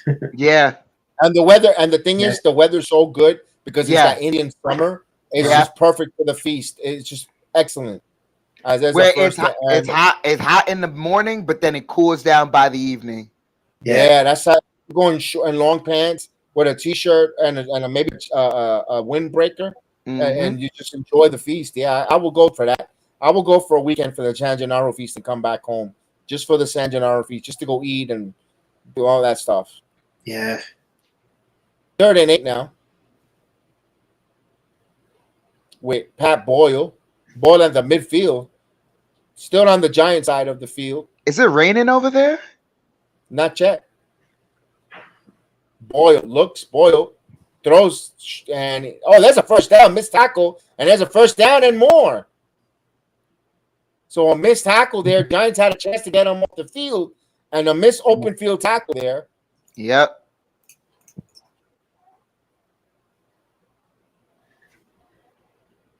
That's just a bad angle there from Green. I was gonna say, I'm trying to think what else dishes I love. I mean, just about everything, but yeah, man. I love what other dishes do I like? You like asabuca? Sambuca. Yeah, that's good stuff. No, asabuca. Oh no, that I haven't tried. I think I heard of it though. Well, that's delicious. But sambuca isn't that thing you put? No, sambuca is the drink. Yeah, the drink. No. Asabuca. Okay. That's bone marrow. That's delicious. Yeah. Oh, with some Maldon salt on a crust. Yeah. Yeah. Yeah. A little crostini. Oh man. Oh my goodness. Matter of fact, you know what I love me some bruschetta as well. Bruschette's good. Oh my God. Done right. That'd be crisp. I want the bruschetta to be done very good. Boyle gets a first down. Hello. They give you that when we go to the Italian restaurants have that bruschetta with the bread. That's something like a bread. Yeah, that's the way it's supposed to be. Yeah, it's supposed to be good. It makes you feel homey. It makes you feel good, comfortable. Mm-hmm. Yep.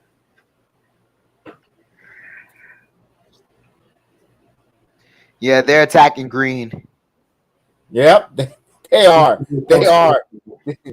They might be costing him a job, man. Yeah. Hey, that dems the breaks. This might be it's a running play, and it's in the 5-yard line down to the 3. So it'll be second and goal. I don't like Coach Sala. You like Sala? I don't like the Jets head coach. I'm okay. You know what? Watching Hard Knocks, I'm not a big fan. I kind of like him because he seems like he controls the game. He's an adult in the room. I like him. If it wasn't for Hard Knocks, I think I would have been like, oh, I don't know about the coach. But does he have personality? The way he interrupts, I like him. Did he? I like him. Oh, did he ever win a Super Bowl? He was been a coordinator for the 49ers, so he's looking to get there. But didn't he win a Super Bowl? Play, back shoulder, and no. Huh? I think he won a Super Bowl with the Seahawks. He was the wasn't he like the coordinator? He might be. You know what? I don't know how far back he goes. He might be. Yeah. He might have, but I know where he came from was for the 49ers, so I don't know. Yeah, that's what right. And he had the 49ers looking extra right. Then they're loaded, but formation-wise, it's I would say this. It's not a fluke that the 49ers look good, and then he comes over to the Jets, and in the span of 2 years, the defensive looks, look like, come on. Well, they say this guy's a defensive guru. Oh, touchdown by Boyle. Hello, Pat Boyle. I mean, throws a touchdown. Tim Boyle. Congratulations. Boyle. I was saying, they say Salah's a defensive guru. Like being a defensive guru is one thing, but being a leader of men is a different thing. Exactly. That's like the beautiful thing with football is you can draw it up, but if you can't explain it, it means absolutely nothing. Look at Nerve Turner. Nerve Turner, hell of an offensive coordinator, couldn't be a head coach. Exactly. Yeah. Romeo Cornell, one of the best defensive coordinators in football, couldn't be a good head coach. Yep. Jets are going for 2. There's been so many bad Jet coaches though. Richie Kotite, Todd Bowles. Roll out, Boyle throws, and he converts a 2-point conversion. Hey, Pat Boyle, Tim Adam Boyle. Gaze, that guy was weird. Actually, oh my god, that guy was weird. Crazy Eyes Boyle, yeah. Yeah, he did something with his eyes. His eyes came bulging out. So they convert on a 2-point conversion. The Jets. Tim Boyle, hey. So they make it a 9-point game. Yeah. 25-16. Boyle. I like Rex. Rex Run was a good coach. Yeah, he was a good coach. He just didn't have the right quarterback. No. It's a problem. I mean, Mark Sanchez, they went to 2, what is it, 2 AFC championships? I mean, they went to... Yes, indeed, back-to-back. Yeah, and then they choked, but that was the closest I've seen them come to a Super Bowl. I mean, that was... I think we all... Yeah. And Brett Favre, I just hope this doesn't turn into another Brett Favre with... It's not. As long as Aaron Rodgers keeps his penises in his pants, not on his phone, we'll be okay. Yeah. And he doesn't get washed up like Brett Favre did with the Jets because he looked completely done when he came over here. You can't be Matt Riddling doing helicopters on Instagram or TikTok.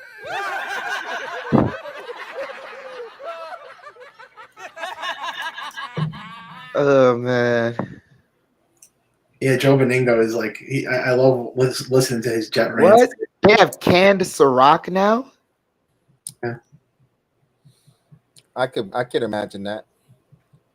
Yeah. We can't have vodka's forbidden in his house. Not because we don't like it, it's because it's dangerous. For who? For all of us. No, it's not. We can't have Ciroc in here or any vodka. We love vodka. I'd rather drink vodka than scotch, but we can't. Bro, you know what's crazy? I'd rather drink scotch than vodka. No, I love vodka. It's delicious. I'm sorry. You put it. Oh man, anytime. As long as it's not the better quality, the better. Because oh my god, out of the freezer. I'm sorry. It burns. It burns too much. No, you can't buy the cheap stuff. You gotta buy the good stuff. The good stuff I've had is Scotch good stuff, and it's smooth. I've had some good scotches. Scotch is good. Scotch is really smooth. I've had some mezcal spirits that are really good. I like darks, bro. I like my darks. I can't do no vodka. I'm sorry. No, I'm a vodka first, but now we can't drink that. For real. Yeah, be careful with vodka, man. We have to drink the brown liquor. Is the Scotch, Johnny Walker or the McLaren. I see. Single malt. Yeah. Great. So we went down. I went down to Miami with the cousins. And salute to the cousins. Salute to you guys, cousins. I know you guys listening. We had some McKellen. We had a couple of gallons. We had about 5 gallons of McKellen 18-year Scotch, and they're very expensive bottles, by the way. I don't know who the hell spurged for the bottles. I know it didn't come from this pocket here. It was there already. I'm not shy to pay some good liquor. Man, 5 gallons, they didn't finish. What the hell? This one finished. There's another one coming right out of the freezer, out of the ice cooler. I was like, what the hell? It just kept coming, shots after shot. Talk about the shots. Yeah. You like Royal Crown? Yeah, Crown Royal. Yeah, Crown Royal. I meant, yeah, that's good. Yeah. I do not have a good relationship with Crown Royal. Keep that stuff away from me. I like it. It's good. I like it. It's not. Look, it's not because of I think it's a bad drink. It's because I literally got blackout drunk on Crown Royal. With the Nah, Crown never Royal, amend. it's good when you have more than 4 or 5 people drink the bottle. Exactly. It's not expensive. Yeah. It's not too cheap. It's not cheap. It's not too expensive. But you It's a gotta drink it with tweener, somebody, you but gotta that's a do it good with people drink for you yeah. to share. Nah, For sharing. Now, but if I'm it's gonna for tell you, yourself, look, I'm gonna tell you, we started off with like it's a pineapple that was carved out, and then a fruit smoothie that had alcohol in it, and we drinking it. And I'm not feeling nothing. that's gonna hit you like a ton. Wait, then a friend bought a bottle of Crown Royal and just poured it in our pineapple, and that's when the bricks. That's when the bricks hit, because the sugar. You drinking so much sugar, you don't even realize that it's alcohol. It's like it's like when you have a watermelon, you fill it with vodka and you eat the watermelon. Speaking of, I was eating so much watermelon on Friday. I'm like, what the hell is going on? As soon as I burped, I'm like, That's under pressure. DeVito gets out of that one, but now he's just fighting for his life, Chef. Yeah, DeVito cannot escape. It'll be 4th down. Damn. I that's why I think I can't live in Miami. You know what's the crazy part? Drink too much, man. They make me tap out. I'm gonna tell you, man. I want to see DeVito stay on this roster. I want him with better players around him. So do I. Have you ever tried Four Loko? No. Oh my God. I've seen it. Heard that was stories. freaking years ago. I don't touch that stuff. Yeah, I had a few. It's like drinking. It's like you're drinking Cisco. Cisco, is it that? So people go nuts with that. No, and I hate to sound. And listen, I don't want to sound like I'm bougie or stuck up. I only drink Scotch now. Vodka. Yes, it was a rock. Yeah. Grey Goose. That's it. Maybe Smirnoff once in the blue moon when there were a lot of people. But other than that, it was only Scotch. The good, McLennan, Johnny Walker. Red Label whenever I hosted a lot of people because it wasn't too expensive, but it's always black. It's always been Black Label and up. Yeah. So again, and again, I didn't start drinking until I was 30 years old. So and it's not even a drink. It's once in a blue moon type. Once in a blue moon, you're rewarding yourself type stuff. Yeah. And that's not bougie. It's just I want the good stuff. That's just it. It's just I want the good stuff. I'm not settling. I just want to settle. I want to give kudos to Russell Dangerous, who told us about Hayden Basil. It is a bourbon. Yeah. Delicious. One of the smoothest bourbons I've tasted. I'm not a big bourbon guy, but he said Hayden Basil. And I always got a bottle for the last 5 years. I haven't gotten it in a couple years, though, for like 5 years in a row. For my birthday, I always get a big bottle of Hayden Basil because it's that good. It's like $55 a bottle, small, but it's good bourbon. I'm going to check that out. It's very, very good. Bourbon's good. Bourbon's good whiskey, right? Yes, I like. I'm more of a whiskey guy because I do smoke cigars. So it well with the cigars, a good whiskey. Cognacs, I'm all right with it. I'm not too big with it with a cognac or. Yeah. I like Heineken's.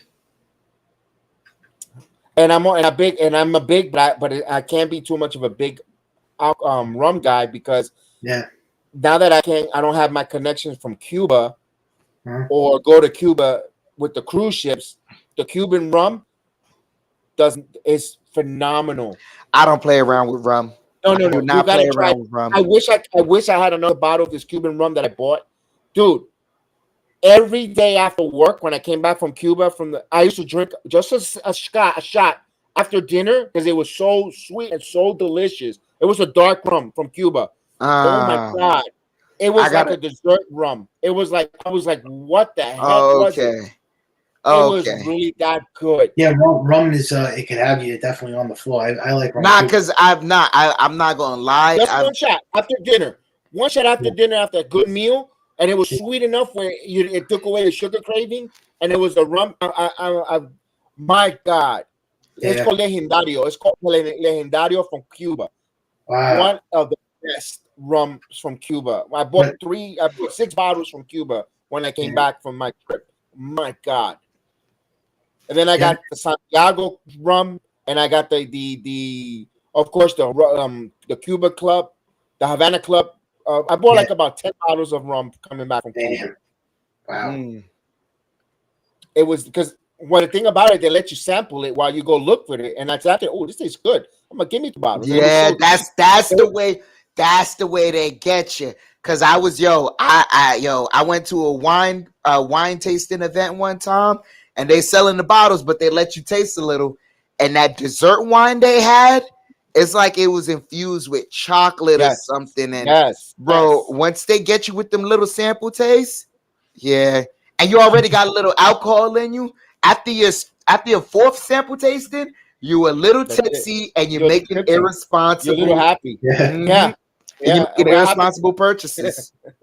That happened to us in Cozumel. In Cozumel, we were there was a tequila guy who made the tequila in Cozumel. It was, oh my God, it was so delicious. He gave us a sample. What happens? I ended up buying 5-6 bottles. It wouldn't taste as good when I got home with it, but I was like, damn, this was good, flavor. And that's a first down by the Jets there. Yep.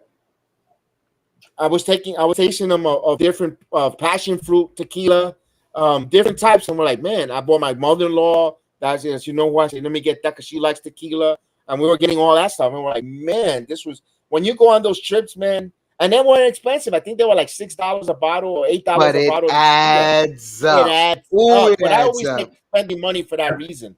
You don't come back empty-handed from those cruises. You bring, your loved ones. I bought my legendario, my next door neighbor that always gives me fish or has the boat that takes me fishing. I gave him that bottle of that rum. He loved it. Yeah. Do you guys ever try Long Island iced tea? I used to. That used to be when I first started at 30. When I started drinking, I used to get always the Long Island iced tea. And then when I saw how much all the stuff was in, I was like, it's too sugary. Yeah. You know what? I stopped with that, and then I started just drinking more the scotch, the more harder stuff. I only drink a Long Island iced tea if like I'm out at like an Applebee's or some spot like that. But I'm not really. Yeah. I'm not really. Pina colada. Yeah, but pina colada. I might order that. I might order it by myself because I love the combination of pineapples. Me too. Me too. This is something that I don't know why, but it was like God made them to go together. I like when I'm in, like if I'm in Miami or if I'm traveling down, like not Miami, but I'm on the cruise ships. If I'm in Cozumel or if I go to Bahamas. Well, Bahama Mamas are the best. If you ever go to Bahamas and you go either to the Grand Bahama or Nassau, you gotta have the Bahama Mamas. Yeah. I mean, especially in Grand Bahama, makes it better than Nassau. My God, those mixologers in Bahamas, they're phenomenal with the Bahama Mamas. They're like drinking. It's like drinking fruit punch, and you don't even know you're getting hammered by them. That's how good they are. How you like martini? Martini? I want martini, but it has to be vodka martini, not gin. You don't like gin? Yeah. I've never had a martini ever. Yeah, they're very strong. They're good. Yeah. You only could have really one. It's hard. I wouldn't drink more than one. You shaking or stir? Shake. Yeah. What about Fireball? You like Fireball or no? I get that when I host in the house. Yeah. The Fireball is for people to drink. That's a social party type of whiskey because it's. Yeah, that's what it is for. Yeah, it really will get you hot. It really fireball everybody up. It'll tear the party up. I do not. I literally, it's crazy. I've never had Fireball, but I've looked at the label and know well enough to know.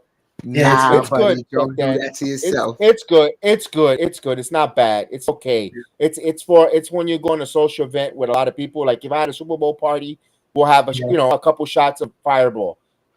Okay. Because you have a multiple group of people. But in that case, I better spend the extra $5 to $6 and get Johnny Walker Red Label. Exactly. Yeah. The big bottle too. I like pina coladas. Those are good. Margaritas. Pina coladas are good. I'm not a big daiquiri guy. Yeah. I mean, there's a place in Cozumel when we go, we get the all inclusive for the day, and they have the open bar that you could drink all you want, and you try all the different drinks like the Incredible Hulk, different types of Miami. Oh my God, that is something I have not heard in a long time. Incredible Hulk. What was that? Hypnotic and something else. It's a concoction. They make it really good, like fruity, and you're drinking it on the beach, and they bring it to you. I mean, you know what? Let's try the Miami Vice. Let's try the Coke. Yeah. Let's do this, and then you got to get back to the cruise ship. Yeah, they're all good drinks. We gotta have our Sports Jedi Network cruise with the channel members there. Defense went offsides. It looks like it's going to be the Jets game here. It's a good. I know we got off the rails there, but that's what preseason does. Regular season will be more nuts and bolts in of the game. tune because it's a finality. Yeah.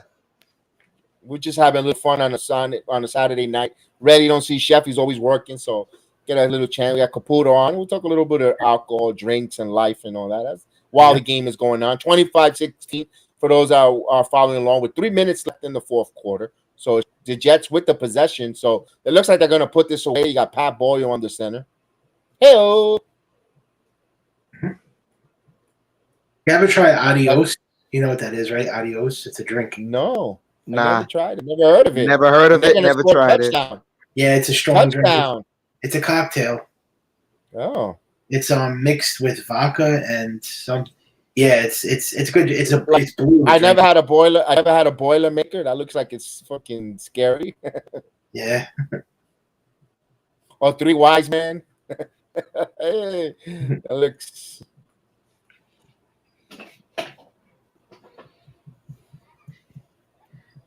Y'all naming some dangerous mixtures right now that just I mean, but then again, that's just because my association with it and like where I was, a time in my life where I was when I was like either trying to drink those or someone was keeping me away from drinking those. So, yeah. Oh, Adios. You know what was okay. Go ahead. I was gonna. Okay. No, I was telling you that Adios has 1 ounce of vodka, rum, tequila, gin, and 7-Up in it. Holy crap! Ugh. It turned me into the Michael Jackson zombie. Like it gave me the twitch. I was gonna go. I can understand. I mean, with that mixture, I could understand why they're calling it Adios. Yeah, it's gonna put you to sleep. Adios. Yeah, either that or go to the toilet. Yo, it's either adios, you going to sleep, adios, you going to the toilet, or adios, you going to jail. You're gonna meet the maker. Mm-hmm. That's why they call it that. Yeah, that's a perfect name for it. Adios. Man, one time I didn't know. We were in South Street Seaport, by the way, when we did this. Yeah. And I had a couple of Jello shots. Yeah, damn. They had 151 vodka and 151 Bacardi. Ooh, those Jello shots are dangerous. Yep. They're dangerous. I don't play around with Jello shots, and I don't play around with gummy bears. As soon as someone, I got alcohol-laced gummy bears. Now you can keep those brownies. Oh, of course, I eat a brownie or two. They do nothing for me, but I eat them. But nah, I do not play with them gummy bears because people love. Oh my gosh, these gummy bears! They're gonna get you right. Get the hell out of here. Yeah, you gotta wait for them to get fully broken down and digested. There's like a atomic bomb. Poof. Oh my gosh! On a Saturday night, we're talking Jet football and alcohol. The two went synonymous for a while. Well, if you're a New York sports fan, that comes handy next to you. If you've been following the crap that football, New York sports in general has been giving you. In general, yeah. You're friends with the Drizzly app or ABC, Total Wines. What else is up there for you guys? What is up there? What other chain stores are up there for New York? There's a lot. There's a whole lot. Yeah. I can't even remember the names anymore.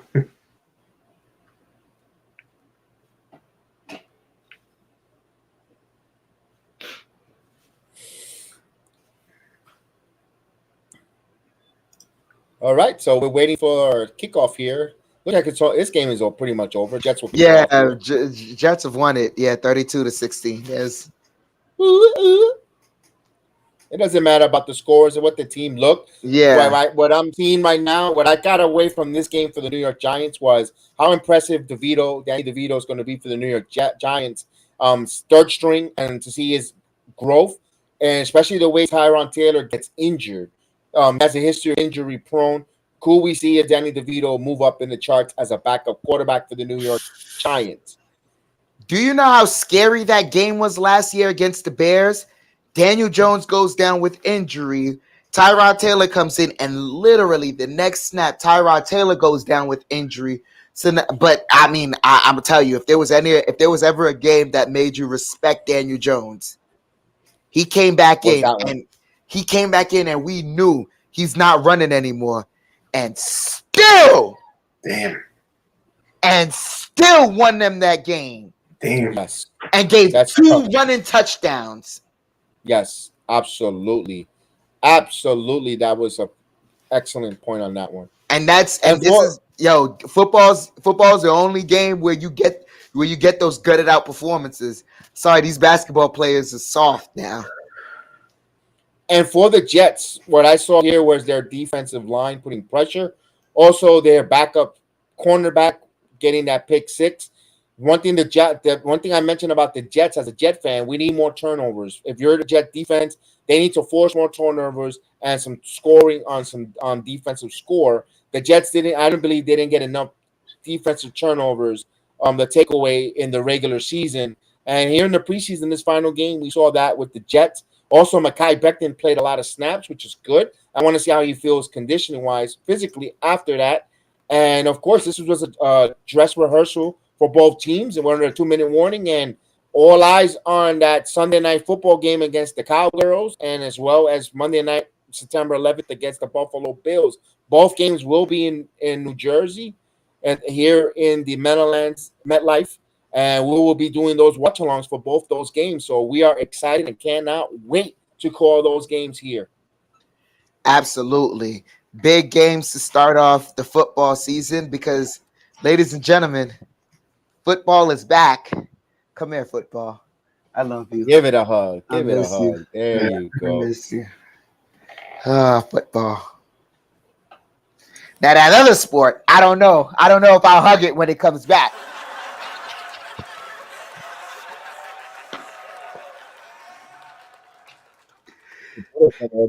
Baseball. I'm not even mentioning that other sport. I don't even want to mention that other sport.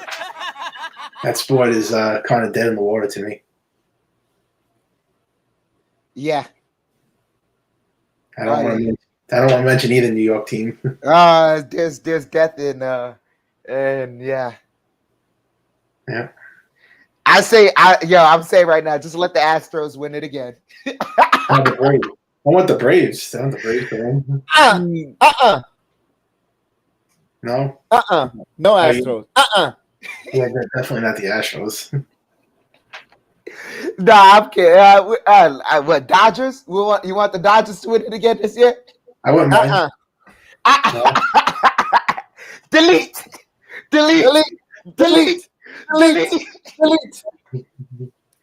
What about the Texas Rangers? I wouldn't mind if they won. Delete. The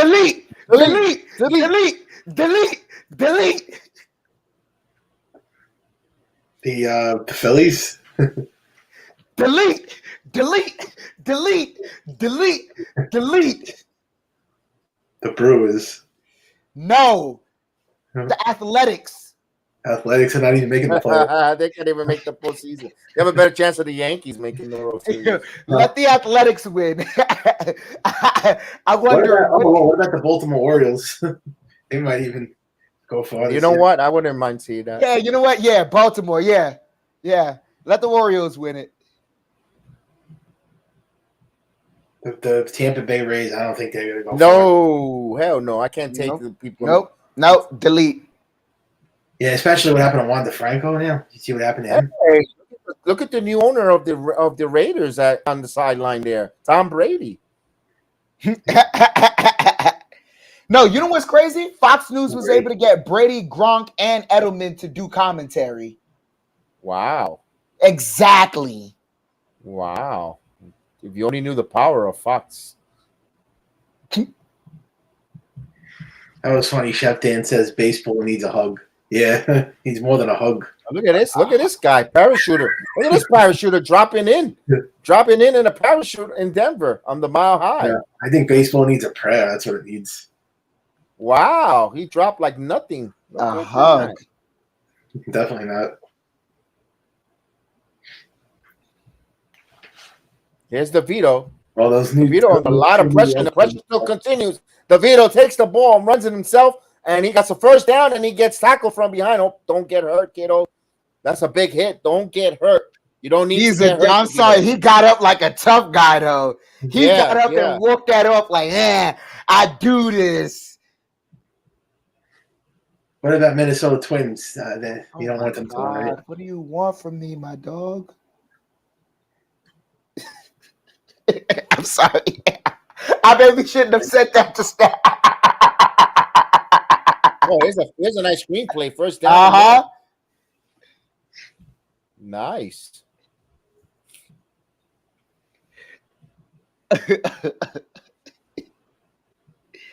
Let's get one more Teddy, DeVito. Teddy Bridgewater. Would you take Let me him go. over Let's see. Aaron Rodgers? DeVito throws. Go for the end zone. Yeah. Touchdown! Oh, wow! Hey, Wow! Se fue Caputo.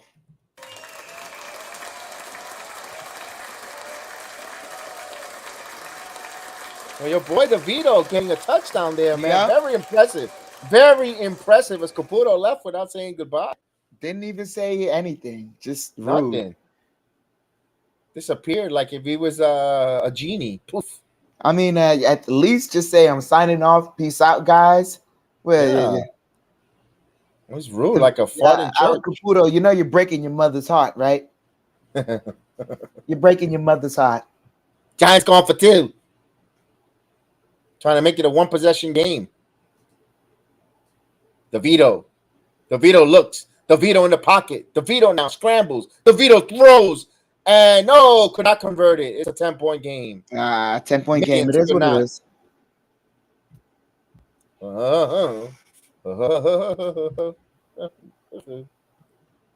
Oh, that's a flag. Holding on the defense. Half the distance to the goal. We'll retry. Retry it? All right. Retry. Let's go. Half the distance, too. I will say, though, I hope the NFL takes part of the XFL's idea. They're not going to do it this year. But next year, give them an opportunity to go for 3 from a farther distance. I'd like to see that. So the NFL Network says enough of the Jets and Giants. They gave me the dumb Broncos. They took it off the air. They just took it off the air. They're done. The garbage. NFL Network. I want to see the conversion there. If he scores on that 2-point conversion here. I'll let you know. They scored it on the run.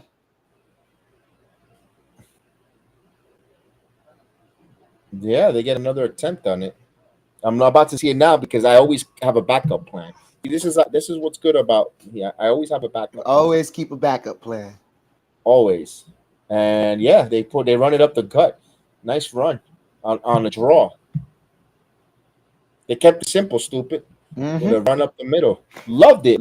Great with the 2-point conversion. So it's a 8-point game. Now you go for the onside kick. Now is where I'd go for the onside kick. It's 32-24 with 47 seconds. Don't go nowhere.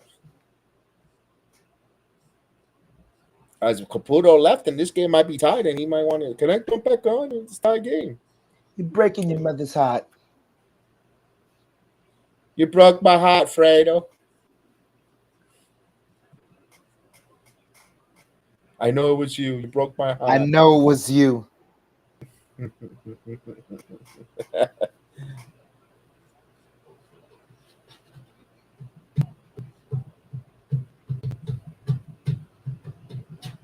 Yeah, DeVito looks good. He looks like DeVito too. Look at DeVito. He looks like a DeVito. Look at that schnoz. That New Jersey. He got that New Jersey schnauzer. Yes, he do. He do. You look like a DeVito.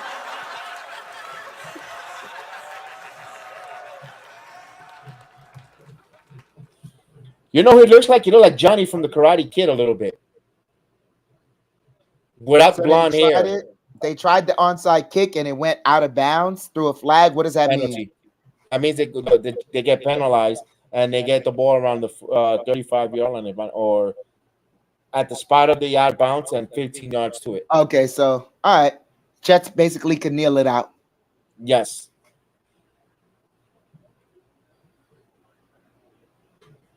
So we got JD DeLuna at the game enjoying himself there. Good job on JD. Good job. Always enjoying himself there. All right. So this game is almost over, folks. Steve Fetline left and Mr. Fetlight left. Oh, he's probably still with us there. He's always hanging around. Yeah, he's always a good one. I see Mr. Davar. I have missed Mr. Davar. I know he's been writing email, so salute Mr. Davar. They're really going to run one more play? Well, it's a running big play that's going to be safe. They probably it's not enough time to let the clock expire, so they have to run it. They'll probably do a kneel down here. No, they're kneeling. All right, they're kneeling. But the Giants have 3 timeouts, so maybe they could be douches and really call timeout here. It's preseason. Just let the clock in and just It's preseason. Let these boys go home. 6 Giants got injured today. We're done. Yeah, we also are going to see when the final rosters come out. We'll give our predictions. We'll make a video, our predictions and so forth for the season. Jets Giants as well. We'll see where we'll see who makes the team. If there's going to be any acquisitions, because usually sometimes there's some late acquisitions that they didn't play the preseason and they come aboard. Certain teams might cut players from other teams that we're like, whoa, for a cap casualty. Remember, they have if you make the 53-man roster, your contract becomes guaranteed. So some teams around the leagues might not want to guarantee certain players. Like Corey Davis, his $10 million were up in the air. If he would have got cut, the Jets were going to free up that $10 million. So I'm giving that as an example with players around the league. So it'll be interesting to keep an eye on when rosters got to be cut down 53. Yep. So it was a good preseason. We saw the Hall of Fame game. Congratulations for Klecko Revis going into the Hall of Fame for the Jets. This preseason, a lot of buzz with not only with Hard Knocks, with Aaron Rodgers coming aboard and One Jets Way as well. That is fun. One Jets Drive. That's a fun show there on YouTube from the Jets. It's like a Hard Knocks. Yes. That were doing it before. It was really fun. And also the Giants, under the radar, but I think they're going to be really good and phenomenal. And football in New York is going to be fun, and we'll be breaking it down. Don't forget, next Saturday I will be on the Buffalo Bill Network at 6:00 Eastern time. I'm going to be all total heel in the building, and let's go. I got a funny feeling Johnny's coming back and he's getting more ice cream this year. I just got a funny feeling Johnny's coming back and he's getting way more ice cream this year. There you go. And Chef Dan, say your final thoughts so we could run the clip and continue having some more. Final thoughts is I don't know which one I introduced. So last puppy for y'all is gonna be the twins. Wait. Boy and girl? Or 2 girls? No, 2 girls. Nikki and Brie Bella. You can look, but you can't touch.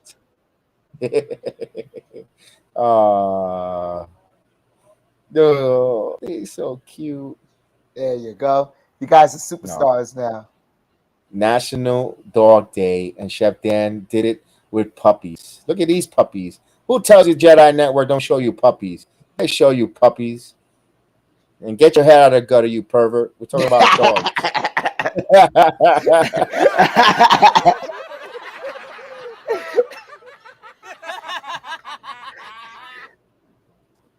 So thank you, Caputo, for coming on and abruptly leaving like a hot fart. Just disappeared. Like your mother didn't teach you any manners. You're breaking your mother's heart. Chef Dan, always a pleasure to talk to you on Saturday nights. Whenever we do these streams, are fun when we always get together I know we're going to continue to have fun with all these different streams when yes. the other sports come back. And, of course, we can't wait. So you guys have a good night. Enjoy the video here. I put a little good work in there. It's Star Wars theme. So here we go. This is just the beginning. Most impressive. May the Force be with you. Remember, the Force will be with you, always.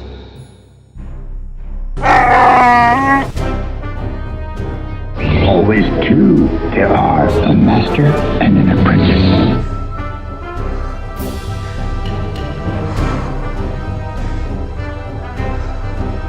We've passed on all we know.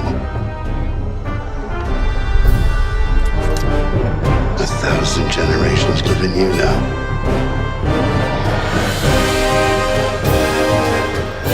I'm a Jedi. Jedi! What do you know?